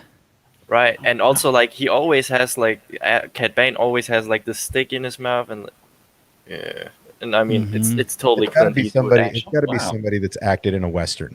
That's actually You know, because that's going to be the scene. It's going to be it's going to be an old desert saloon out in the middle and everywhere. Everybody's poking out from their businesses. You hear the as they're pulling their cloaks back to see their like that's what it's going to be. You know it.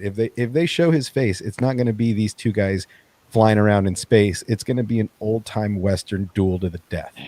I should have killed you when I had the chance. I didn't miss last time. You're lucky you have armor. Like that's the conversation, right? You're just lucky you have that Beskar armor, or you'd be a dead man, right? I mean, that's exactly the conversation.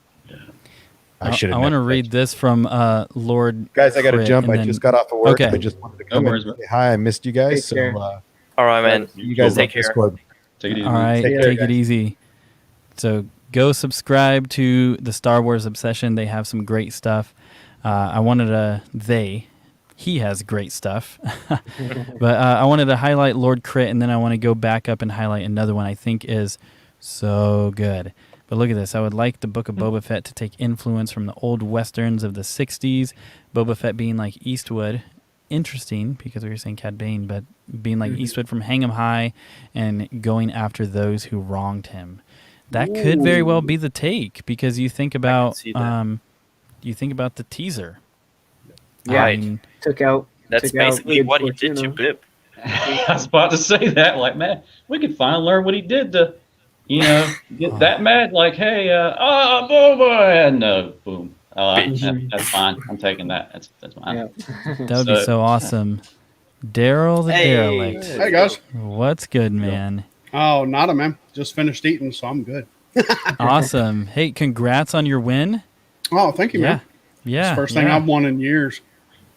Yeah, well, you deserve it, man. Awesome. Yeah. You stole I it. even You threw knew a some couple stuff. of those because I was like, come on. But no, I'm not trying to be arrogant or anything. I was just like, come on, everybody's got to know this because this is like easy for me. But yeah, I was just playing on my phone and I was like, oh, come on. I can't. No. It just made me sad. You did good, man. So you got a channel that's growing. So plug yourself before this next comment we highlight. Yeah, it's called the Vac Tube. We just passed VacTube. past 30 subscribers. Congrats, man. Yesterday. Oh God, man, I've gotten 10 subscribers in the last week, and this is really freaking me out. I was like, I did not expect to have any subscribers at all. I was just doing this for fun, and it just kind of turned into something that's starting to get a little traction. So it's cool. Well, as long as you have fun, right? That's all it's all Yeah. about. And we're a big community, and then we get to know you. That's what Hangar Bay is all about. Like, we hop on every stream, and you know. Yeah, anytime y'all see me streaming on the Vac Tube, come on. Yeah, and you know what I love about Xwing. Xwing even said, I think it was on a stream he did with Kat LaSalle, where he was like, I wasn't like, basically he was saying, and this is his words. He's like, I was kind of like a nerd with nobody, and then to have this community of people, is just so like touching, and it's cool to be connected with all these people, and I love just all of the different perspectives, I love the really, really established channels, and I'm going to keep watching them. But I think there's a lot of Star Wars fans with awesome voices and opinions that are making channels, man. And there's so many that I'm like that are just criminally underrated, And Daryl, I definitely think you're one of them, man. I think you have some great stuff. You're Just welcome, found it man. and subscribed. Awesome. Thank you. Awesome. Much obliged. Thank you very much. So this right here, I wanted to go back to this. This is actually super cool. Knight of the Force said Boba versus Cad, and I want to see Mace fight Vader and Vader murder him. Well, Shards of the Past. Stay too. tuned. Stay tuned. Yeah, stay tuned for Star Wars Theory. He's happening. He's at work with it. Of course, we have to wait for the borders to open up, but I think some stuff's happening. I noticed General Theory was starting to train again the other day. If you've seen that, Yep. That was a little ironic. And I heard some people getting some, sheets of paper, if you will, with some more stuff. Yeah, man. So yeah. Charlie, I'm still waiting. I want you to be a Jedi in that. Yes. Yeah. Back tube. Yes, just back like tube. that. That is it. I didn't pick the name, but the guy I'm supposed to be running the channel with picked the name, and I didn't have anything better, so we went with it. And I've been running the channel by myself. I was like, what the hell?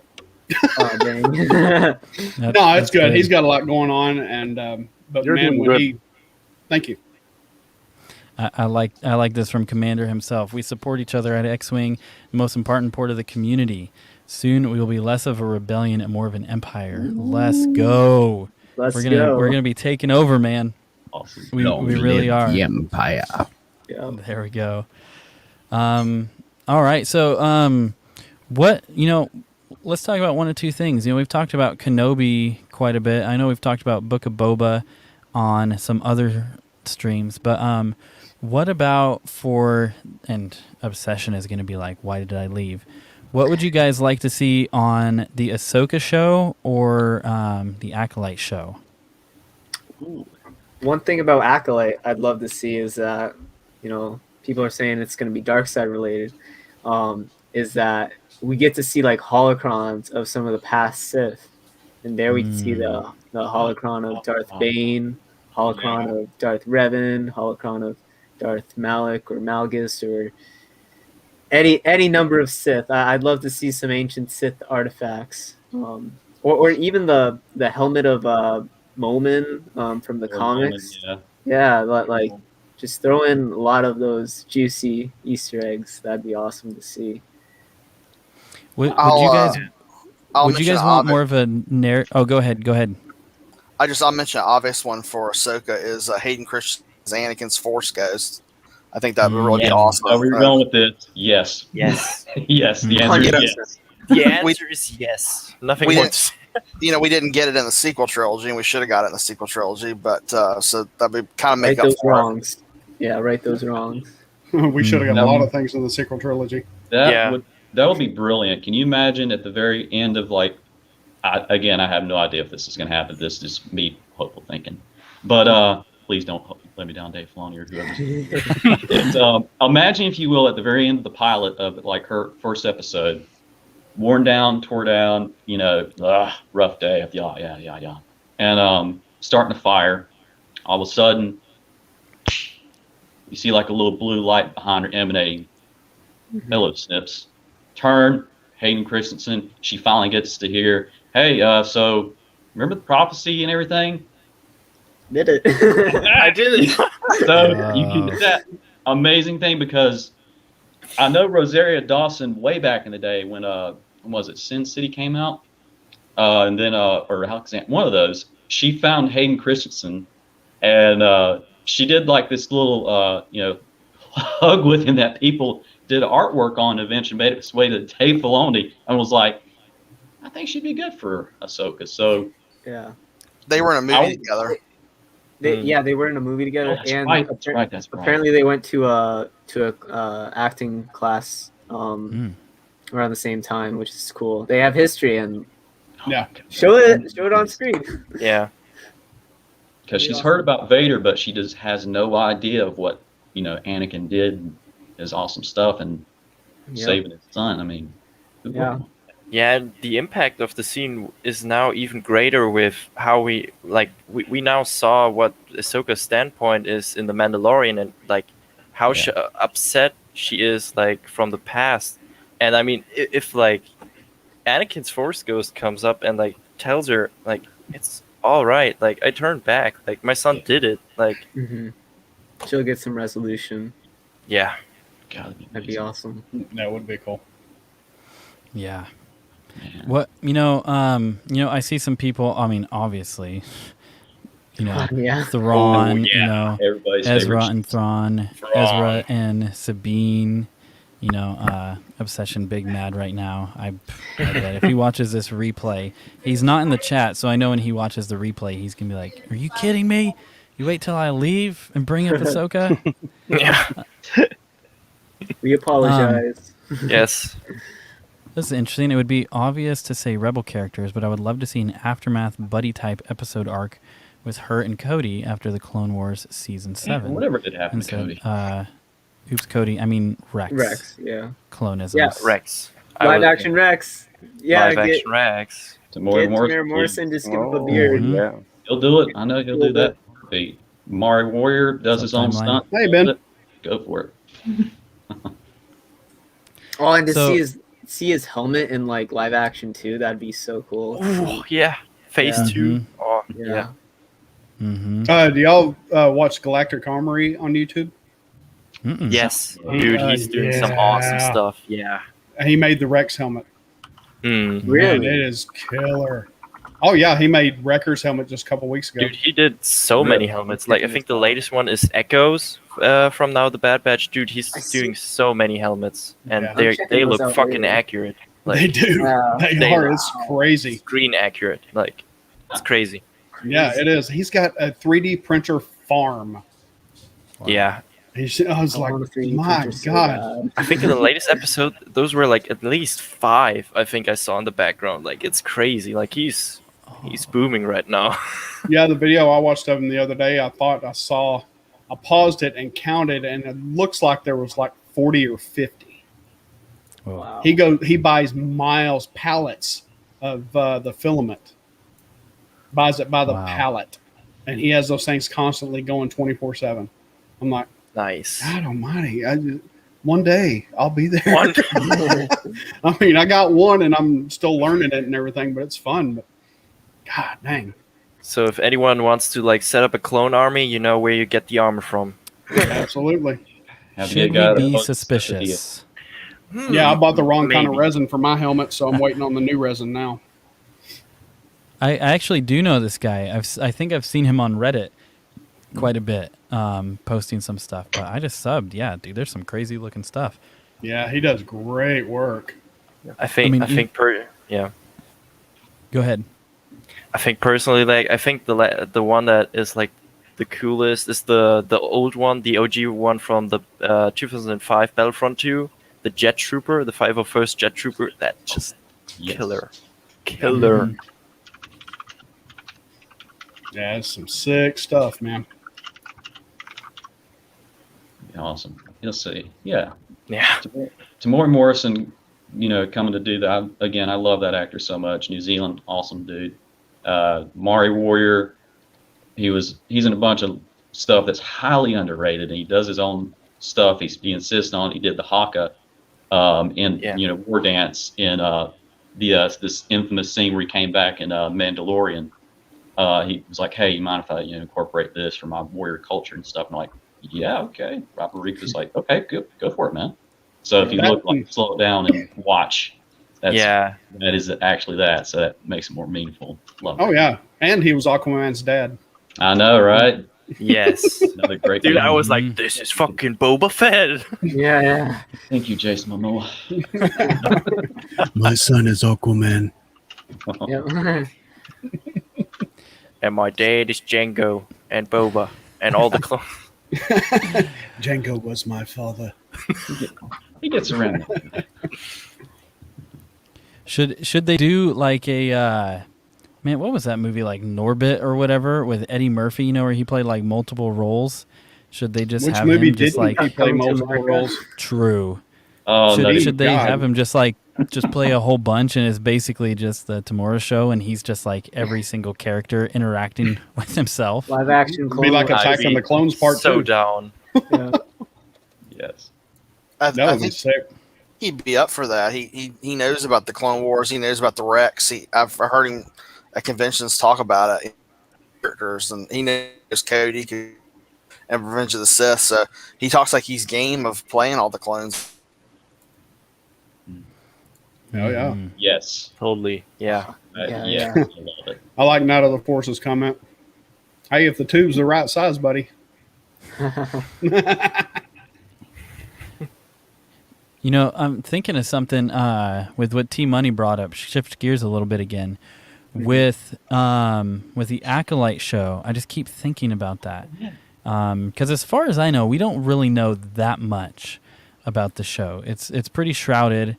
Would you guys want more of these smaller arcs where you're looking at different Sith of the past, and it's almost like a highlight? Like you have this small series where it's like, it's going to be about Bane, Plagueis, all this stuff. Or would you want more of a overarching narrative?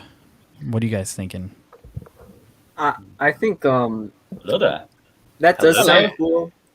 but I don't want like the Bane story like compressed just for like 1 or 2 episodes. That I think it'd be cool if you reference that stuff, but obviously they probably have an idea for the story and just like stick to that story and like go through with whatever it is. I've missed something. What are we talking about?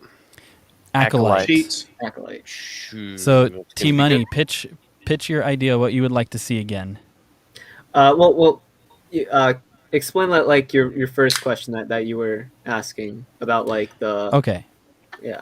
So T Money was talking about essentially being able to see different like Sith holocrons and be able to see kind of the flashbacks into the the life and different big moments of the past. So would you, in Acolyte, since we really don't know much, we're talking about, would you rather want to see, think small arcs like Clone Wars, like you have like maybe 2-3 episodes or even 4, and it's highlighting certain things, and so it's less of a narrative, but it's more just like, we're going to take this piece and this piece. So it's kind of disjointed, or would you want a singular narrative across the whole show? I want a singular narrative. So I want a Sith that's learning. I kind of want almost like a replication of Darth Bane. Maybe we get this acolyte who is kind of against what everything is. If this is supposed to take place right after the High Republic, so we're still in at the end of the High Republic. So okay, so we're still kind of old Sith times, right? When does the High Republic end? So High Republic's like from 200 years to like right before the Phantom Menace, I think. So overarching. So I'm 200 thinking years so Rule of Two would have been well in effect by that point. Yeah, for sure. Okay, so then I think we get a Sith who's kind of like the way that Sheev was. So Sheev wanted to go to the Sith planets. Sheev wanted to go study the ancient texts, a lot like Qui-Gon did. Qui-Gon wanted to learn the prophecies of the old Jedi. He wanted to do stuff like that, and that's what made him so interesting as a Jedi, was that he kind of believed in the mysticism, and like he really believed in the Force more, I think, than the other Jedi did. And I think if we got an acolyte, if we got a show like that, just like Sheev did, where he goes and he finds those old holocrons, he finds the old tombs, and he learns the ways of the old Sith, that would be sick. But I do want it to be an overarching story where this Sith, builds himself up. He thinks, this is the one, I am the Jedi, I'm not the Jedi, I am the Sith. And then at the end of the show, winds up being cut down by somebody that we know and love. Yeah. So Yep. for me, I would like to see around the time that Bane trilogy happened, just before. I would prefer not them to touch too much of the lore that I like, because I'm a little bit scared sometimes. So if the acolyte is like the rumor says, it's probably a girl. Like Xwing, you're an expert on Bane's. Like, what's the first lady that was training with Bane? Xana? Not Xana. Before that, like the girl that was part of the Brotherhood of Darkness. Oh gosh, I don't remember those names. But I could see something with her. Are you talking about? You're talking about when he was still training at the temple. Yeah, that's what I want to see. She had. Didn't she have a light whip? Light whip. Yeah, light whip. I love everything. I love how you love the Bane trilogy like me. So again, I'll try and so good. We can both wing on this. That was oh Lord, she helped him to rediscover the Force electricity and everything else at the Academy. Yeah. It wasn't Zana. It wasn't Cognis. It was what was her name? I just had it better than I do. Githany. That's the one. Githany. Yep. I always remembered because it sounded like Lancelot and then Lancelot's lady. What was her name? It was Guinevere. I always thought Guinevere and Githany always they seemed kind of similar. Yeah. Okay. Yeah, I could see something that deals with her, and we get to know her, and we get to learn a little bit about Bane, and then I won't spoil anything for those who didn't read the first That's Bane way novel. too far back, though. If they're saying it's 200 years before, what did we say? The Battle of Naboo? No, Phantom Menace, Battle of Naboo. Yeah. So that's like, the Jedi well know that it's been 1,000 years since Sith and Jedi have clashed. But wouldn't it be cool if the Jedi had found and killed a Sith, but put it under wraps, and we're like, they're not here. They're not here. There haven't been any Sith. Like, we have it under control. You know what I mean? That makes so much. Oh. Yeah. So what you're thinking is like basically we'll see this acolyte character, training and stuff, and then they end up dying by like one of the Jedi's hands, and it makes so much sense too, because why is it that like you got in the Phantom Menace you have Ki-Adi-Mundi be like, oh, it can't be a Sith, they've been extinct for millennia, but then you have Yoda and Mace Windu talking at the end of Qui-Gon's funeral being like, oh, only two there are, a master and an apprentice. How do you know that? Yeah, how does Yoda know that? Like, in Plagueis, they did. I can't remember. Plagueis said the guy's name. He was the one who put the bubble. He burst the bubble of the light side and let them know that the dark was there. Yeah, when they did that. So I'm glad I wasn't going crazy. Thank you, X-Men. Yeah, no, it's there. What if the Sith gets destroyed and there's no more Sith, and then a Jedi turn to the dark side, find Sith's holocron, and then it's back? Yeah, like hey, I mean, I would definitely want them to explore the mythical side of the Sith, because I feel like on screen we don't know like slightly much about the Sith. I mean, obviously, like we all like have searched stuff up and read stuff, but I would really love them to like get into the very mythical side of the Sith and the history and like Sith holocrons and artifacts and all that really cool. I'd like an acolyte to scavenge stuff to find, all the ancient Sith holocron and go to Korriban. Yes. So cool to see in live action. That's what I want to see.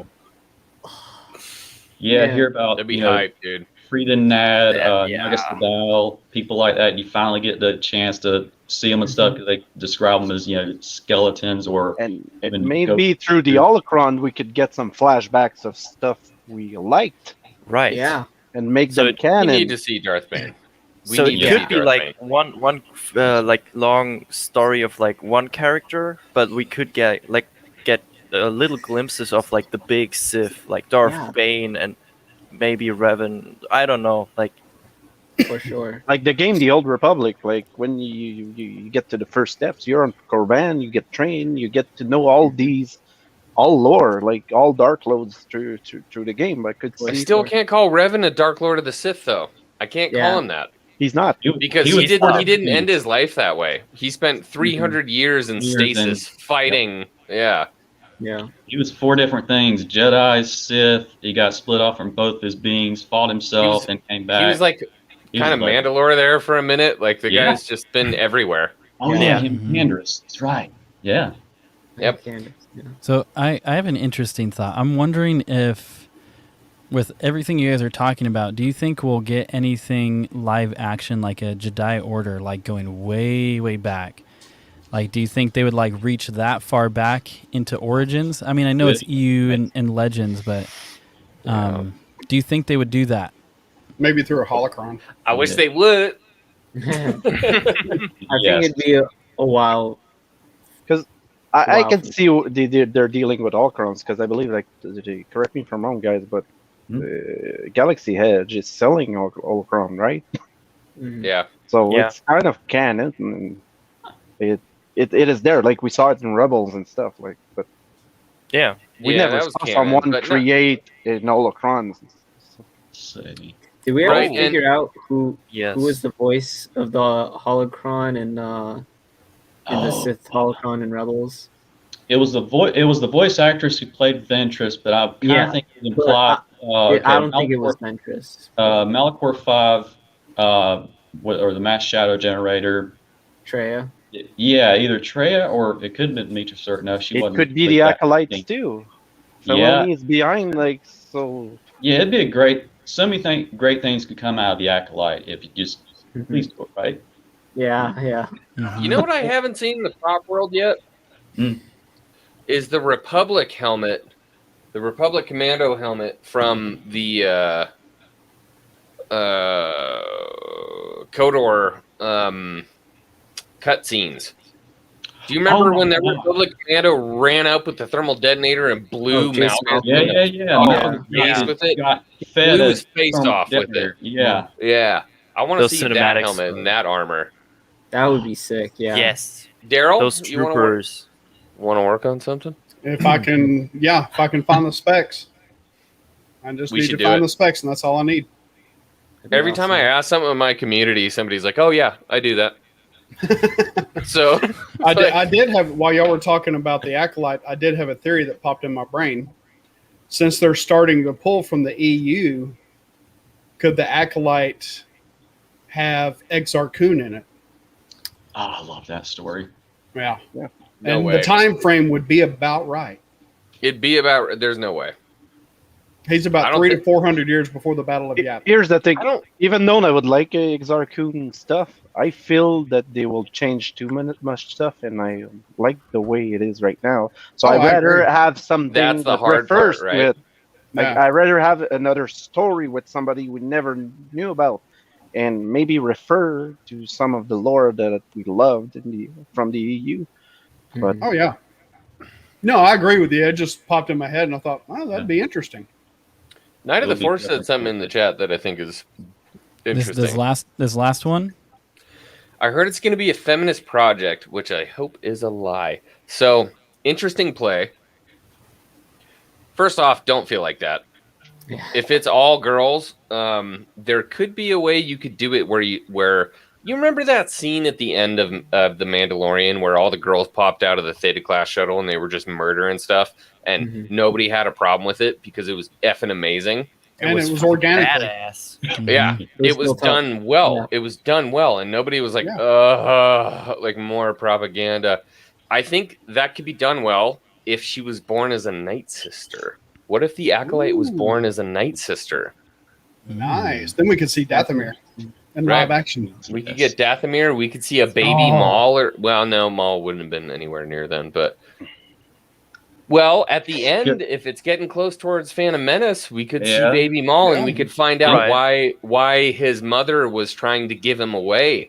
And Palpatine picks up baby Maul at the end of the season. Yeah, just like now we got the face rolling. But the other thing too is like we learned about the world between worlds. I always go back to that thing because I feel like we don't know where it comes from. You know, they could play with that too. Like we know where Maul comes from. No, I mean the world between worlds.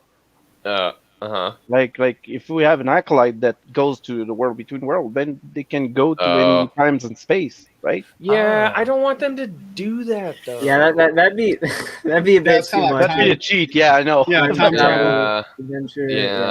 If they abuse it too much, it kind of it cheapens it. Yeah, cheapens it. It would be cool though. I'm interested to learn of the origin of that thing. With the Wills probably involved. Yeah, I was about to say, I think the Wills made that. I think if we'd see that anywhere, most likely Ahsoka would be the place to kind of explain. Yeah, the background. Well, did you see the art for it? It's definitely the artwork looks straight up really that. Yeah. Speaking of the Wills, what do y'all think about Maz Kanata being a Will? Who's that? I hate it.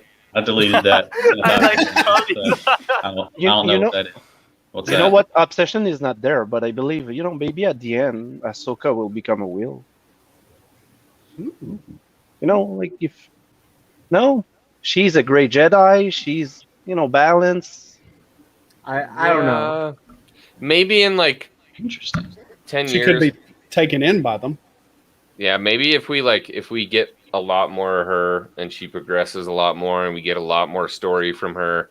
Yeah, we need a story and everything, but those but pictures, right now, yeah. What was it? And again, hopefully you guys can bridge me on this. This was a while back. Remember when everybody was like, well, Vader's there, Ahsoka's dead, and Dave flies. You guys hang on here and everything. And there was these trading cards that were like red and black and had like her bit going down. Obsession did a whole video on them. Yeah, go check that video out. Yeah. You think they'd cover more of that? Like, even possibly Inner more shell. like on screen, like besides hopefully seeing sorry about that. Hayden Christensen and her together in a scene, you possibly get that as well. That'd be cool. That's just I hope so. Because what I'm really thinking about is, even circling back to Night of the Force, and Lord Crit talks about this, like these can be done well, all of this. My thing is, I don't understand, like, literally no one has a problem with strong female characters. From 77 all the way through, there's no problem, but there is a reality where there is something where it's not story-centric being driven. There are these threads, let's be real, in Disney to where it's not like, hey, we're creating strong female characters. There are some that's just like, you're just a bad character. That's it. Yeah, It's nothing about your gender. And so I think if they could, I really, really hope that they would do, Charlie, what you're talking about, that they would go into those cards, that they would focus on Ahsoka as a character and show like why she is strong, to show how did she handle these different things, how did she handle Order 66 and Anakin and all of this, we talked about this X-Wing on a Boomer Council, I think, like Star Wars is escapism. Like we want to be submerged into the world of Star Wars. We don't need the outside coming in. Did you see all the hate that Bo-Katan got when she showed up in The Mandalorian? Did you see all the Bo-Katan hate was? Oh, wait a minute, no, it didn't happen. Was that about the armor thing? Dude, I was like, are you kidding me? Those people are not fans. No, there was no hate. That's what I'm saying. Yeah, I was like, I what? was just about to say. I don't want to get too politics, but I gotta say, Star Wars is about the hero's journey. Say that. I know, but it's about the hero's journey. Night of the Force. Good job, sir. Yeah. Solonic, go. We're clapping. We're celebrating women here. Go ahead, it's bro. all fine.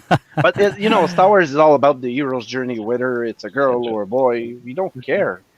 Yeah. The hero's journey is all about struggling, training, and confront their worst fear, and get better and get shit done. Yeah. Right. You got to have adversity to grow. Exactly. I got something I'd like to bring up. Yeah. Just the fact that when Force Awakens and Last Jedi was coming out, they were trying to market Phasma as the first female Star Wars villain. But if we go back to Attack of the Clones, we had Zam Wessel. I mean, she didn't have the biggest part, but she was still there beforehand. But I can see the idea, on screen there's not many female villains. Phasma wasn't well done though. They did not do well at all. She barely has a character. Who was Phasma? In the live action, right. I know she has a book. You took my advice on the Flashpoint out of your head. I did the same thing with those movies. What? If I can I interject really quick? Yes. ABJ Let me just say. Jedi.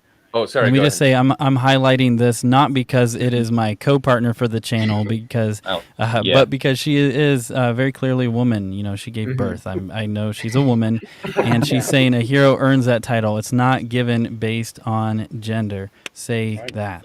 I never talk like that in real life. But, that's what I was clapping at. I know. Okay, go ahead. Go ahead, Commander. Off my stuff again. So we just got to get him to clap as much as possible. Hey, what's up, Star Wars turning Sim? it off. No, I did. I had to say really quick because I was just talking to ABJ, a Black Jedi. I don't know if you guys know him. If you don't, go sub to his channel. I just got a text from ABJ that said F Rogue Squadron and F all X-Wings. I'm just playing. I'm not going to let that go. So share this video to his page. Board the fighters. Come again? Oh man. Okay, but that's real talk. So I'm coming for you. We shall come. Back to what I was saying. Launch the fleet. Back to what I was saying though is that they tried to market Phasma as in a strong female villain, which wasn't the case. She barely got any screen time. But then you have characters like Ventress in the Clone Wars. You got Trilla from Fallen Order. You got all these awesome like female villains, and you know it would be awesome to see more come to screen in the series and stuff. It just needs to be done right. That's the thing, because when you try to force diversity and then have nothing substantial to it, that's doing more damage than good. And I'd love to see, you know, if the Acolyte does have a female villain front and center, make that character well written, and it'll become a fan favorite. So. There's strong women that are, you know, good too, like Leia, like Padme. Like, oh yeah. Yes. I mean, and also like they could have just used the script with Darth Talon just saying. Yep. It would have been a big role. That was a great and it would have probably been a badass Sith, but yeah. But I don't still get think they it. were grooming Kira from Solo to be Talon. I still need to see. Okay, yeah. Xwing, hey, look here. I'm just. Go ahead, brother. I wasn't throwing my hand up like I had to say something. I was throwing my hand up. I was throwing my hand up in agreement with what was said there. But to be honest with you, even you could go to Cara Dune. A lot of people say she was written terribly, but I remember in the first season when she rolled in and just like absolutely destroyed people in the beginning. Yeah, I had 2 of the Black Series, but I sold them when she got fired because the toy market was just like, I'm like, okay, take it. You know, what's interesting? I don't know if any of you caught the interview yesterday on EBN, but you know, it was so interesting because there was a point brought up in. I actually haven't read it. I own it, but I haven't read the novelization of A New Hope or just Star Wars. But there's a point that was brought up in the stream about how there's extra scenes in the book that aren't in the movie because the book came out before the movie, all this. It's a little worse for wear. You got it? Oh, yeah. Nice. A nice 1976. One. Nice. Well, my cat decided to do that to it. Oh, Bad no. Bad Yes. cat. Yeah, but I have. It still has the pictures from the movie and everything in it. I have the I have the version that came, or the edition that came out right before the special editions, where he like plugs the prequel, basically like this is how the prequels are going to go, like at the beginning of the book. But what's interesting is there's a scene in the novelization of A New Hope where Leia spits in the face of Darth Vader. And I'm like, really? I would have loved to see that. It would have been awesome. Like, I think, you know, I think A New Hope is actually perfect. But like in the 70s, there was no problem with that. Obviously, you watch all of the stuff George Lucas did, no problem with strong women. And I think the thing is, too, I notice this in culture, that we swing to extremes. It's like, okay, we can have strong women and strong men, but that doesn't mean we need to make weak, infantile, idiot men to have strong women. Wrong. You can have both. I know that's going to get me canceled. Oh, you got just hands. Just that it's your right first there. and last Hangar Bay to Star Wars nerds. I refuse. I'll get the gauntlet. Keep it all alive. What was it? Friday I show Backstroke of the West, and Disney doesn't like that. Now I'm saying you can have strong men and strong women. That's it. Do not want. You're done. Do not want. But here's the thing: if we pull out a Star Wars for a second, like I have a 9-month-old son, right? I want him to see a strong mom. I want him to see strong aunts, strong grandmas, and I want him to see a strong dad. I want him to see strong uncles. I don't want him. Yeah, and I want him to see strong, like female characters in Star Wars and in media, and I don't want him to be like, oh well, all I see is that nerds. All I see is that like men in media are weak, you know. And I think the Acolyte, like if the thing is so much of Hollywood wants to be groundbreaking, but it like this word's used a lot. It is an echo chamber. Like if you want to be groundbreaking, have strong characters who had to go through stuff. We relate to that. They're not Like, groundbreaking; they're character breaking. Yeah, that's such a good point, man. That's here. Say that again, Daryl. Hollywood is not groundbreaking; they are character breaking. Thank you. There we go. Hashtag canceled. Yeah, cancel me. I'm a nobody. Here we go. Here's the only time I'm going to say don't use my name in a hashtag. That's the only place I'm going to say that. Love you, Well, I mean, Patrick. it's awesome. funny for me too because my mother. All right, my mother. My mom's Today's her birthday. Happy birthday, Yeah, Mama it is Xwing. my mom's 65th birthday today. I really wanted to grab everybody and shout out, hey, hi. Everybody's busy, but yeah, I mean, my mom's from New York, like real New York. I grew up with a mom who was real no BS kind of lady. And she worked her way up to the point where she's in a very good position at a company, making money. And she didn't do it by complaining or being a victim or doing anything like that. She did it off the sweat off her own brow. And so those are the women that I grew up respecting. And those are the kind of women that I look for and I love. And Mrs. Xwing is very much one of those women. And me, when I look at Star Wars, I want to see women like that, strong, like empowered women in the right kind of way. They haven't been downtrodden because somebody said they can't do what they do. They're just strong women. Did she get verklempt when she saw Mr. Skywalker? Nah, she ain't a Star Wars girl. Yeah. Okay. She's not. Somehow she puts up with me. It's insane. I'll go off that and say, same thing here. My mother had me at 17, and she raised me mostly on her own throughout most of my life, and she's definitely one of the strongest women I've seen, and she's taught me so much, and definitely just going off of Xwing, yeah, I'd love to just see that more in the media, but well done. Those of us who know strong women know strong women. Exactly. We know the difference between strong women and I'm playing at it. Yeah. Just given it. You know what? You know what would actually be really, really cool to see, because like I said, I have a 9-month-old son, and here's one thing of many things I've learned. I do not know how single moms do it. I like the respect and honor I have for single moms has every single day it increases. I'm like, it's hard with 2 of us, and this guy's not even like walking yet.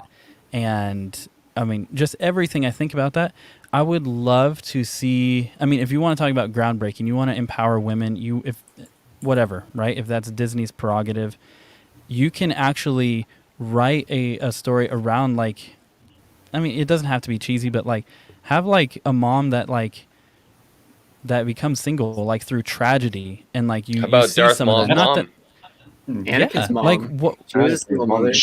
Yeah, and it's there's so much stuff you could do right to where you don't have to write it around something, but like George Lucas did, it's a thread that's there. And people will see what they want and they'll pull that, instead of hey, now we're going to have this show all about this, and if you don't like it, you are blank. And all of a sudden it's like, well, no, I'm not. I just don't like the character. It's just cheap. Single dads out there too, though. Yeah. Yeah, my wife was a single mom for 14 years before I met her. Wow. And that's the strongest woman I've ever met in my life. Yeah. Well, I just got out of the body cast, so I'm good. I thought you were about to say prison. I just got out of prison. No, I just got out of the body cast. She put me in the hospital for a month with back talking her. Oh, there you go. That's a strong woman. That's a strong woman. Oh, yeah. Hey, I want to do something really quick, Xwing, if you're cool with this. I don't know if your mom watches this. Okay, then we're doing it. We're going to sing your mom happy birthday so you can clip it and send it to her. And so here's the thing. Mama Xwing, we love you. We love your son. This young man loves community. All of us are here on a live stream on YouTube for over 2 hours Birds because of your boy. there. Because of your boy. And he's so handsome. Look at him. Look at Oh, him. it went off. No. Okay. Here he Look at that. is. Here he is. Look at that. Look at That's that your boy. beautiful face. Crisp jawline. So, Mama Xwing, we're so thankful for you. What we want to do is we want to sing you happy birthday. We hear you are how many years old is Mama Xwing? Not I don't gonna know if say. she wants it. Not gonna say. This We would all be don't real know. mad. We all don't know. No worries. I heard it's your 40th birthday today. So happy Correct. 40th Yep. birthday, Mama Xwing. On the count of 3, boys, let's sing it out. 1, 2, 3. Happy birthday to you. Happy birthday to you. Happy birthday, Mama Xwing. Happy birthday to you.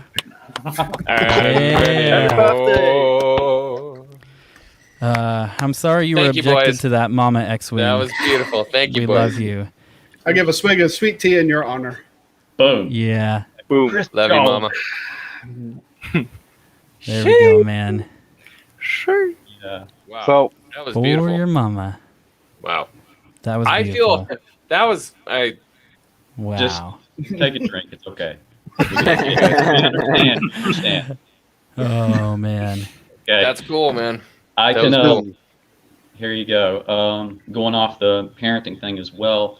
I can only imagine the fun that's going to come your way a few years from now when you finally have the day to introduce Star Wars to the lore of that and what you can do with that and how you're going to do that is going to be joyous because I have heard Sam Witwer in one of his great stories that he said of him introducing someone who has never seen Star Wars, which again, not even the I am your father thing is just mind blowing.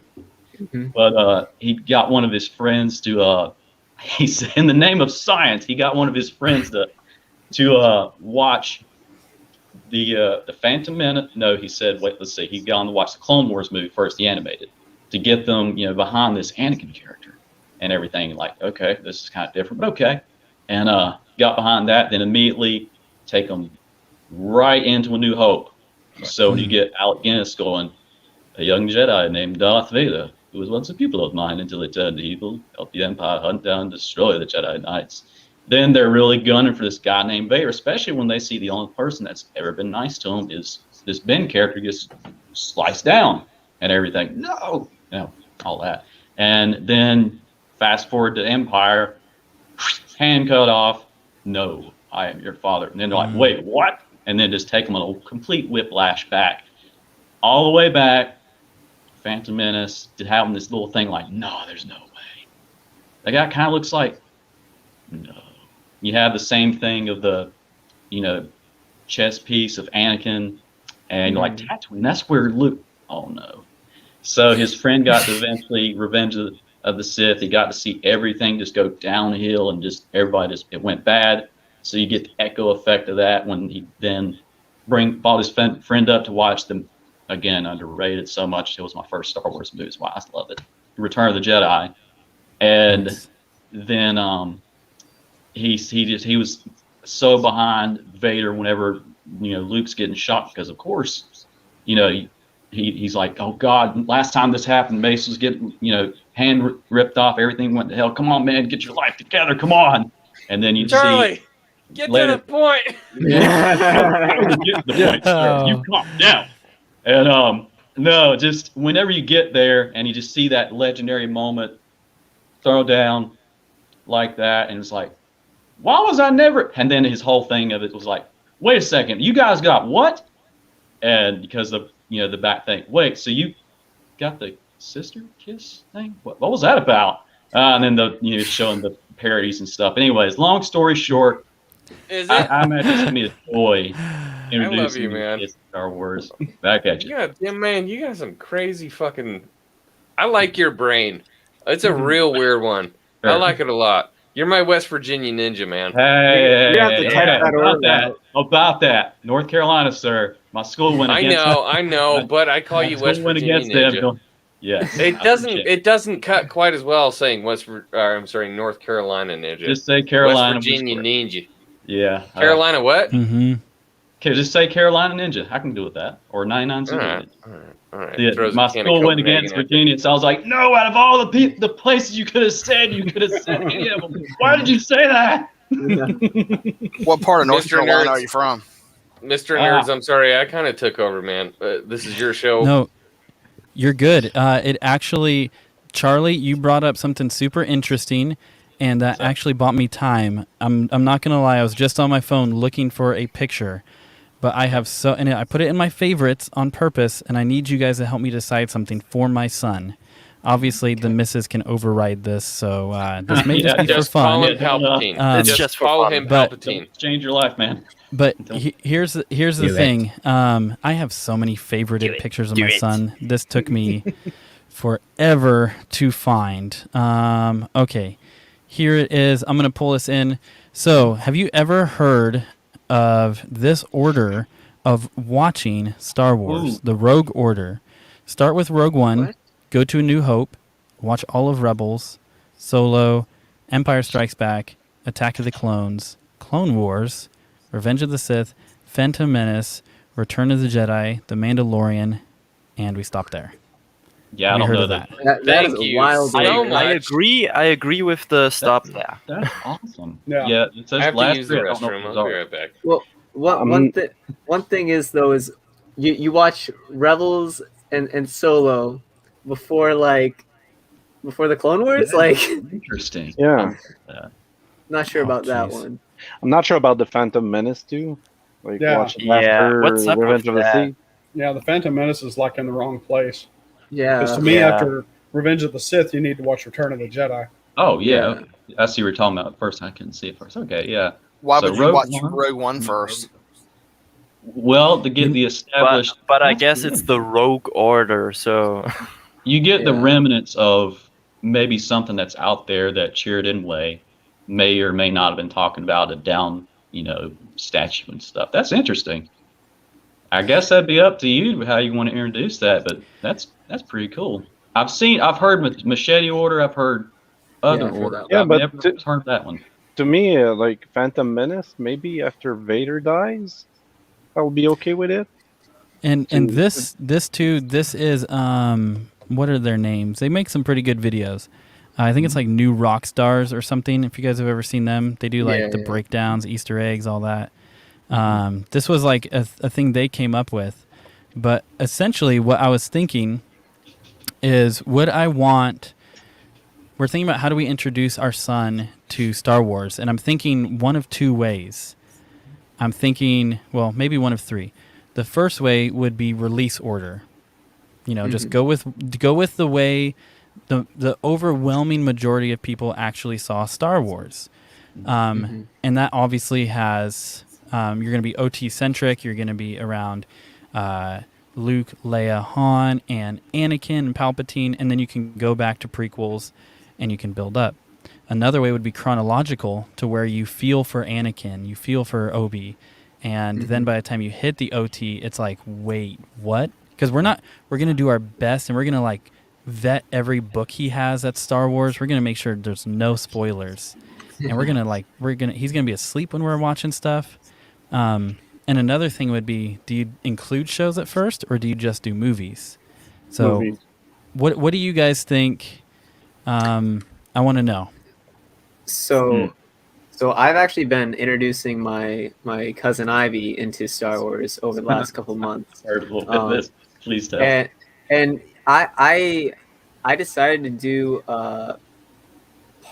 mostly release order, and it was I showed 4 and 5, and she was surprised by the I'm Your Father, because she didn't know that. And then I showed her 6. Then I did 1, 2, 3. Well, actually, I did 1 and 2, and then I tried to get her to watch, because this is something I actually would find interesting, is because most people who watch the Clone Wars, we had seasons 1 through 6. We didn't have 7 for so long. But what about the people who watch all the way to season 7, and then maybe you can do the 4-hour cut of Revenge of the Sith where it goes back and forth to Clone Wars and Revenge of the Sith. That way that like you build up Anakin so they like really, really root for them, and you build the Ahsoka relationship too. You don't know if Ahsoka's gonna live or not either, because with the release, like we had Rebels before season 7 came out, so we kind of knew that Ahsoka was gonna live. But like to someone who hasn't seen Rebels, doesn't know Ahsoka still lives, like they'd be on the edge of their seats by season 7. I wanted to do that, but she was impatient and she wanted to watch Revenge of the Sith, so we just got to we just watched Revenge of the Sith. But that is something I'm very curious, is that if you do 1 and 2 and then you watch all the Clone Wars and then you do the 4-hour cut of Revenge of the Sith, like I feel like to watch the shows, you'll have to be into Star Wars first. yeah. So me personally, I would say keep it simple with the movies. Xwing, I think you're muted. Like if you're talking. Yeah. Oh, yeah. Sorry. He is. We aren't ignoring you. Is that better? Yes. There's a majestic voice. I was gonna say, I said T-Money while you like. Right at the end of it, I'm like, I think you're thinking about it too much. If you have a baby that you're trying to get into Star Wars, watch the Clone Wars and have the lights and the noises and the saber clashing. Get the baby used to the noises of Star Wars. Make them remember that that's where, like, I remember when I was with mom and dad and I heard the noises of Star Wars. You know what I mean? I was like, I was a year and a half old and I heard, for the Republic! And clankers and all the stuff yelling. And then when they start getting older and they get into their teen years, show them the prequels. That angst and that teenage, like, that feeling that you get from the prequels, which is something I got when I was in the prequels. That kind of like that lust, that love, that angst, that want for something else that all of us felt when we were teenagers, give that to them.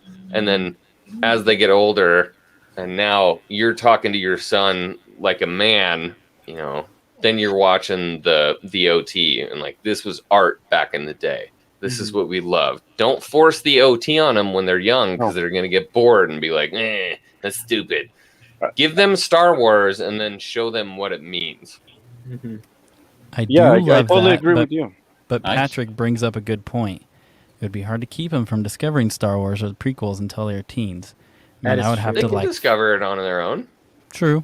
I was like, I would have to full on lock down everything. Like, no, you are my experiment. You will see this the way I want you to see it. Yeah. I'm thinking the same for my kids. Like, and what I thought was maybe I'll start them with the prequel, watch Phantom Menace, Attack of the Clone, and then maybe I'll skip to a Rogue One, and then do the OT, and then go back to Revenge of the Sith.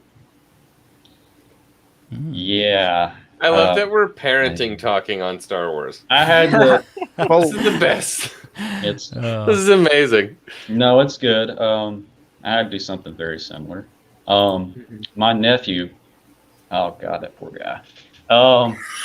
He was one of those kids that never seen Star Wars, never heard of it, never heard the I am your father thing. So I was like, how am I going to do this? Because he went, I was training with him, and he picked up one of my regular like little stand-in lightsabers. What's this? I'm like, what? I don't know what this. What is? It's a lightsaber.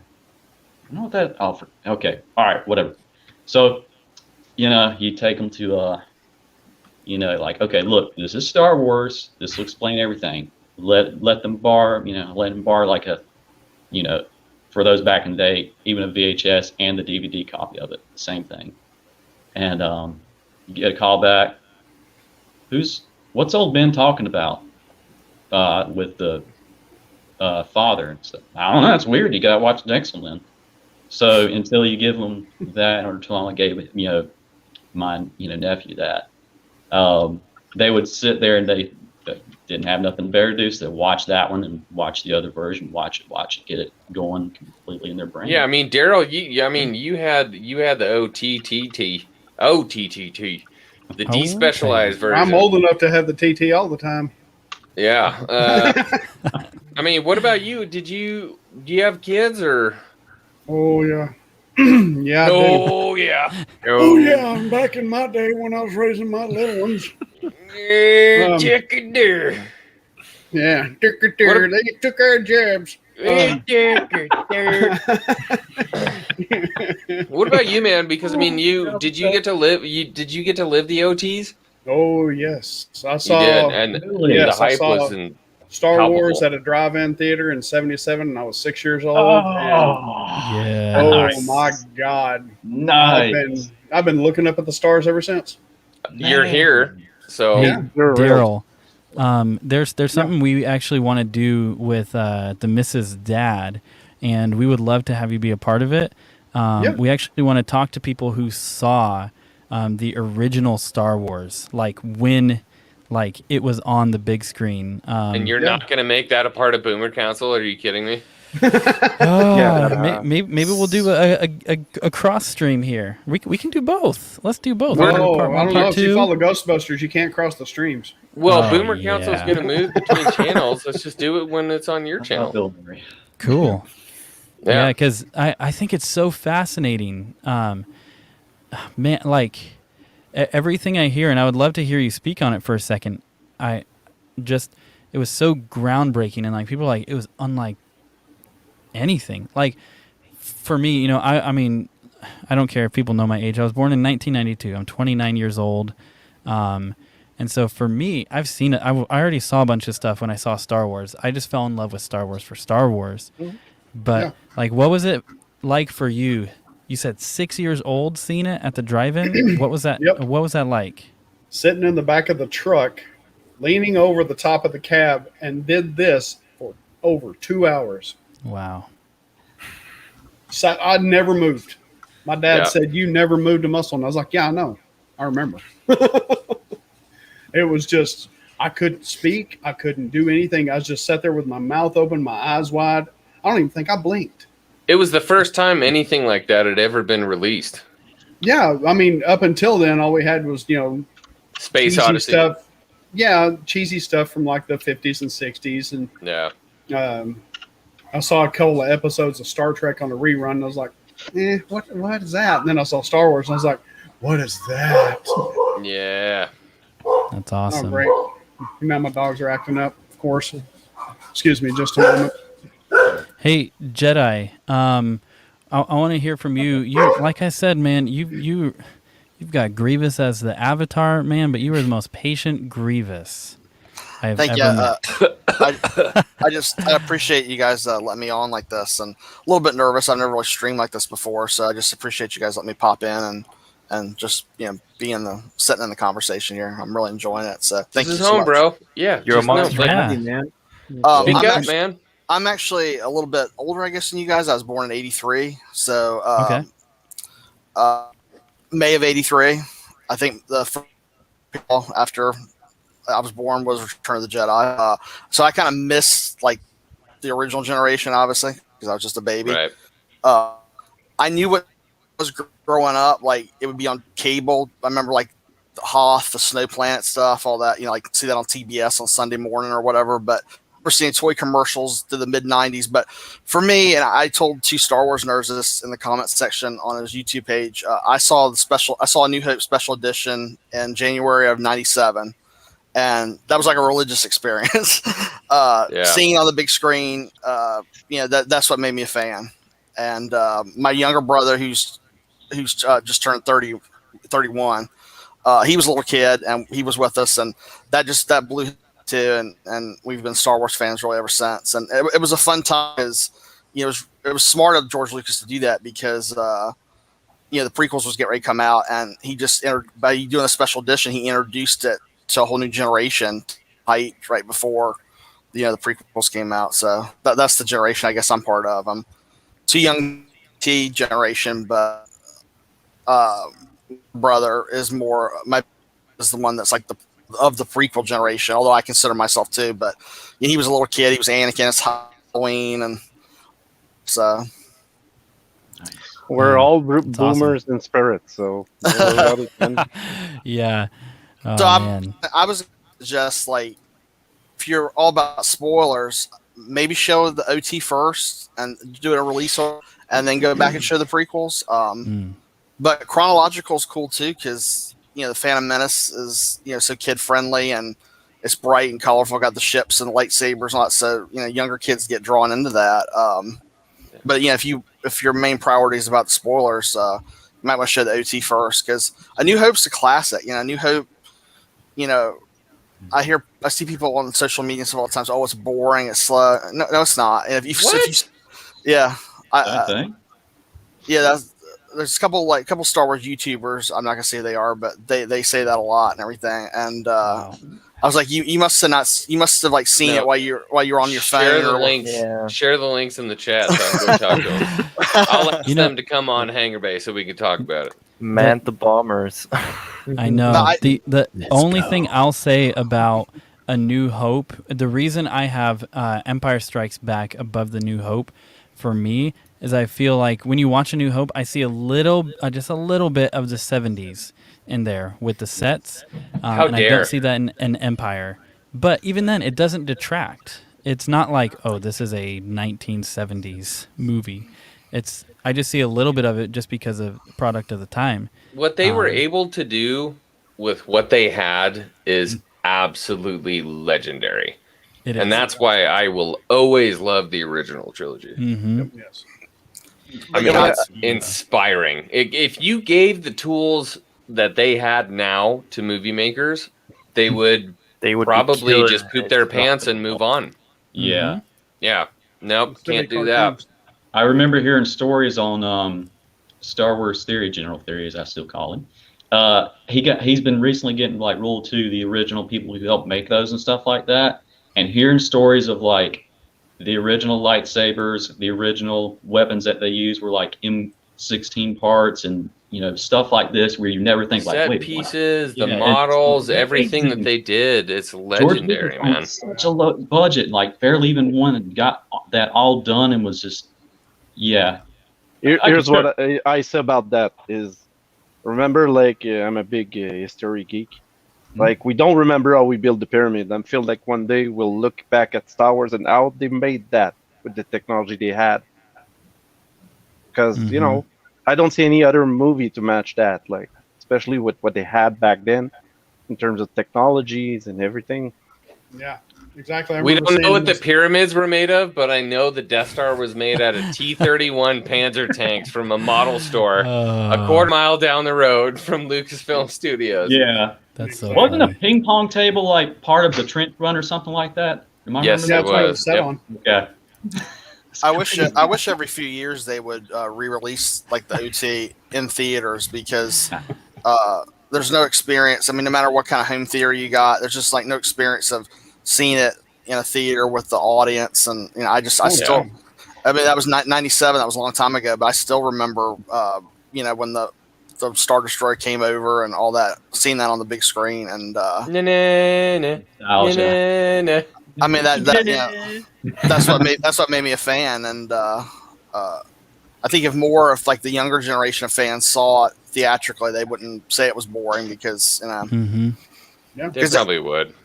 My youngest was born in '94, and that's how I showed it. Original trilogy first, then the prequels came out. He was old enough to go to the theater and remember it. Nice. So I took him to the theater to see those. That's so cool. He We loves should Star rent Wars out a just as much theater as I for do. the Xwing community. I was thinking that. I'm like, can we rent? I used to work at a movie theater. So did the missus. That's how we met. I'm like, could we rent a theater and all watch like A New Hope together somehow? Even if it's just you, me, and Mrs. And we just live Hell, we could stream all our watch it on reactions. Yeah. Discord is like a virtual theater. We actually did a watch party on the anniversary of like Star Wars, so Yep. A New Nice. Hope.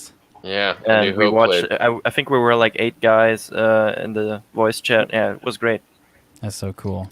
That's what I love about this game. Hey guys, here's what I'm gonna do. I want to do some final rounds, give some people that, and then we're gonna call a night. This has been an amazing live stream. There's been like 15 to 20 of you here for 2.5 hours.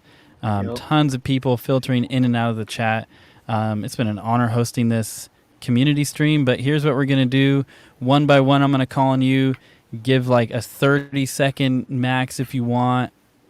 Relatively whatever. Let's keep it Star Wars PG-13. I know I just could have opened up a whole can of worms.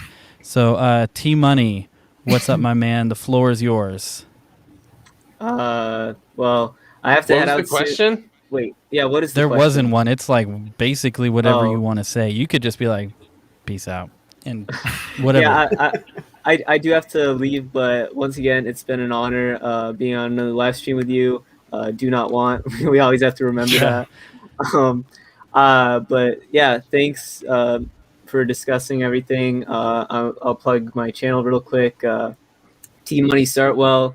There's a $ instead of the S, but check that out. We just did a Lego Star Wars live stream earlier today. Then I got my second channel, Battlefront Themes, and Great. I just want to say, green is the way, of course. Green is the way. But thank you once again for filthy having me dog. on. As Thanks always, again for man. having me It's on. Always an honor, brother. Yeah, I'm gonna head out. But yeah, all right. thanks. It's a pleasure, man. Peace As out. always. See you, Nice to T-Money. meet you, man. All right, Strike. It was like, what, 1:30 when we started, 3:30 again. So before the sun comes up in your neck of the woods, anything you want to say before you sign off? Yeah, love the streams. It's always an honor to be on here, talking to so many amazing people. Yeah, nothing really much to say. I do have a channel. It's strike_721. Yeah, but other than that, was amazing talking to y'all. Chat, love y'all. Yeah, and see you next time. All And, right, see you, Strike. By the way, Nice brother, to meet you, Strike. were you the one asking about the Sam Whitware me and him video? Yes. Okay, I'll send that to you, bud. I need to upload it. Nice. Yeah, Just dude, I saw that and I was like, I want to see that. Share it on Yeah. Discord. Roger that. Yeah, there you go. Plug right. for the Discord. Take it If easy. you're not in the Discord, let us know in the chat so we can drop a link. Because if you've been watching this for 2.5 hours and you're not in the Discord, why? And join Please. Green. Please join. Understand though, we got some mods that have a wrench and know how to use it. But seriously, it's the best Discord around, for real. All right, see you, Strike. Take it easy, brother. All right, talking to wrenches, Solonic, what's up, my Hey. man? Well, I just Nice want to shirt. plug I like your yeah, shirt, by the yeah, way. yeah. I got the green shirt. I got the green hoodie. Like, go to Hangar Bay Scolding. Like the website is in the description. Buy the shirt you want. Like it helps a lot. I guess. Like Xwing. Solonic, the squad stuff is gone, dude. Oh, really? Yeah. Okay. His heart's broken. There's only one thing left there, and it's yours, bro. It's the swing no, t-shirt. it's Swing. yours. It's yours, man. So anyway, I got nothing else to say. I'll just made some raining donuts. Oh, I'm hungry now. Aramal, we love you, brother. Oh, man. All right, see you, Solonic. Love you, man. You're awesome. Man, Nice to meet you, man. I love that at 2.5 hours, our viewership is going up. Wow. Hey, yeah, awesome. Hey, Charlie, the North Carolina ninja, right? Yes, sir. He's the West Okay. Virginia ninja. If you were like, Oh, it's big South Carolina, I'm so tired of you Western boys. Okay, Charlie Thomas, what's Right up, on. man? Well, I'll leave on this. Well, one, yeah, got to get up at 5 a.m. That's going to be here sooner than I know it. But I just want to say thank you for letting me jump on here a little bit late. I was trying to get home, but yeah. Thanks for this. It was awesome talking to some amazing people down there. And yeah, moving forward for Star Wars, for the love of Tom Cruise, please get Nick Gillard back if somehow this gets back to Disney or something. Thank you, Aiden. When you're doing lightsaber stuff, especially for Kenobi, that would be great. Please don't mess that up. But as always, you all rock. X-Wing. That goes You to rock, man. I'll be looking forward to seeing you hopefully on the next Tuesday stream for Cap. Well, yeah, I'll be there in the chat, but Thursday's the next live. Roger that. In any case, you guys take it Roger, easy. Roger. And thank you, by the way, again for this. And Thanks for being awesome. So I'm just going to ninja vanish out of here. Hey, Charlie, before you go. Yeah, man. I got a request. Sure. You need to get a cowboy hat for the next time you do a Dave Filoni impression. I can't do that. No. I refuse. Only for when you do Dave Filoni. Just put it on, do the Dave Filoni, and take it off. I can't rock a wolf hat like him. I can't do that. Oh, sure you can. No. It's easy. I'll either do a beanie or a beret. I have to represent Beanie or my beret. stuff. I've got beaver and palm hat, so let's go. Man. You guys rock. All right, worries. Charlie, you're awesome, Daryl, man. Xwing, two nerds, both of you. I know she's in the chat, so I'm just going to do that. Thanks a lot. I'll talk to y'all later. Ninja vanish. See ya. See you, Charlie. Mr. Jedi. What's up, man? Thanks for joining us. Your 30 seconds and go. Well, first off, I want to thank Xwing for the community, and thank you, Mr. Two Star Wars Nerds, for bringing me into the Discord and being so cool, talking back and forth on YouTube, and especially for tonight for letting me be on here. It's the first time I've ever done a stream at all, and a little bit nervous. That's why I've been quiet, but maybe I'll get another chance to come back and. You're among friends, buddy. Yeah, thank you. Thank you so much. I don't have anything to plug. I don't have a channel or anything, but I am on Twitter, Jedi Scum 83. So if anybody wants to follow me, I ramble about Star Wars on there. So like we all do. But He's gonna hit 1,000 subs tomorrow. That's kind of scary. But just again, thank you for having me on, and I look forward to doing this. All right, awesome, man. Yeah. Seriously, don't ever feel shy. Don't ever, if there's a community stream and there's that link, click it, man. You got some great discussion on Star Wars. It's awesome having you, man. Yeah, so good having you here. Yeah, I miss one the other night because I talked about most of the OT tonight, but I'm big on the prequels. I like you guys grew up with them. Technically, and was there for every release and the hype for every release. I got a lot of memories, a lot of nostalgia for that. From the '99 to 2005 time period. So nice.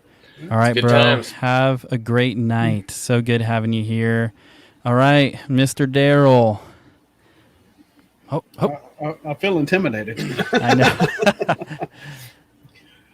No, I just want to thank you guys for, bringing me in. This is a great community. I have enjoyed the hell out of it and will continue for the foreseeable future forever, as far as I'm concerned. I appreciate everybody here, and thank you for bringing me on tonight. I had a lot of fun.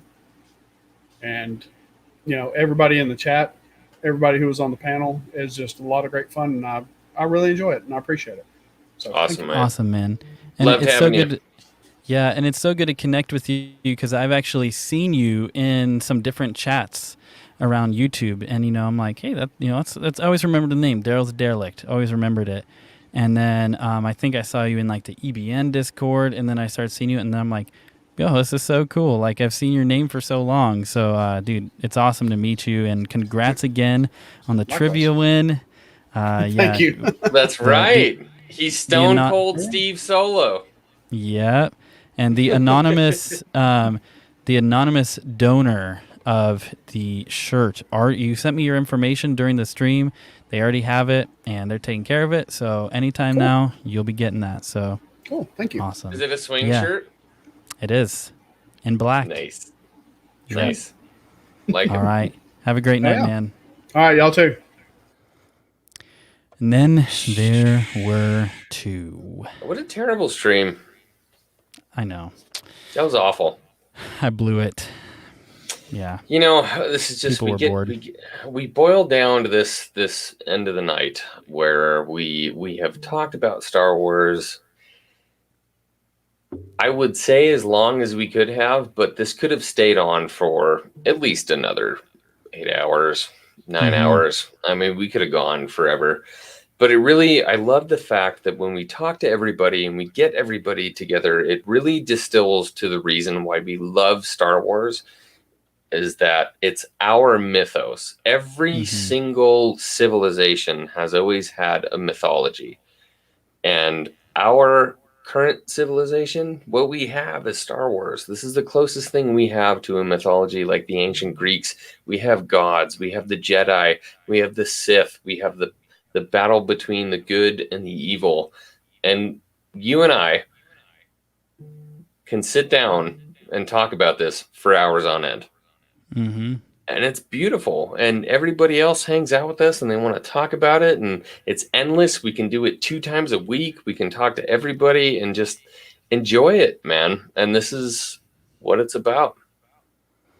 Yeah, and it's seriously so much fun. You know, like I said, the missus is the bigger Star Wars nerd. And you know, I am a Star Wars nerd. She's the bigger one. She's been a Star Wars nerd, not just fan, for far longer. But, you know, really diving deeper into the YouTube and online community side of things, you know, it's been fun. And it's crazy to think about, man, like our son was born. We started watching all these YouTubers. I didn't even know who Star Wars Theory was like a year ago. That's what's so crazy. You know, I just didn't watch stuff. I just kind of stuck in my own little world and just started loving his stuff, started expanding. And then on a random stream, you pop in. And I was like, hey, I'm going to go sub to this guy. And, you know, I would have never known, you know, weeks later, we'd be hanging out like this, buds, singing your mom happy birthday, you know, just having fun, talking about Star Wars, man. It's been a blast. And the Force chat wills in the community, yeah. And the chat in the community, you guys are the reason we do this. You know, we could just be 2 dudes talking to each other on the phone. I'd be totally okay with that, though. Yeah, and it's like, but there's so many awesome people here, and that's why these community streams are awesome. And like all of you in the chat know, they're always a risk. We have no idea what people are going to say, but at the end of the day, it's like, for the love of Star Wars, we're going to do it, and you guys are so amazing. So on that note, Xwing, do you want to plug anything? I'll have one thing I'll plug, and then we'll end it. Yeah, I'm good, man. Xwing. Cool. Xwing, go subscribe. The bot has been like every 13 minutes, the bot has been letting people know. I've seen it. Yeah. But hey, if you're the 19 of you that are here this long, almost at the 3-hour mark, sorry, missus, I knew that I said this would be a lot shorter, but what we're going to do every Sunday at 3, it is going to be a shorter stream, but every Sunday at 3, we're actually going to have our own live stream here on the channel. And what we're going to do is, for the time being, we're going to do deep dives into really the life and the lore of different Star Wars characters. Like the first 2 we're looking at doing is Anakin Skywalker and Ahsoka Tano. And we just want to hit all sorts of characters. We can't cover everything. Can I come? But absolutely. Pretty much anyone in the Discord who's like a fanboy, fangirl of a certain character, let me know. Let the missus know, because we would love to get you on. It's not going to be a community pop-in, but the community in the chat's going to be interactive for sure. This is holy time. Yep. So with that, I am Mr. 2 Star Wars Nerds. That's Xwing. Go hit that red subscribe button for both of us. We love all of you, and may the Force be with you always. Always.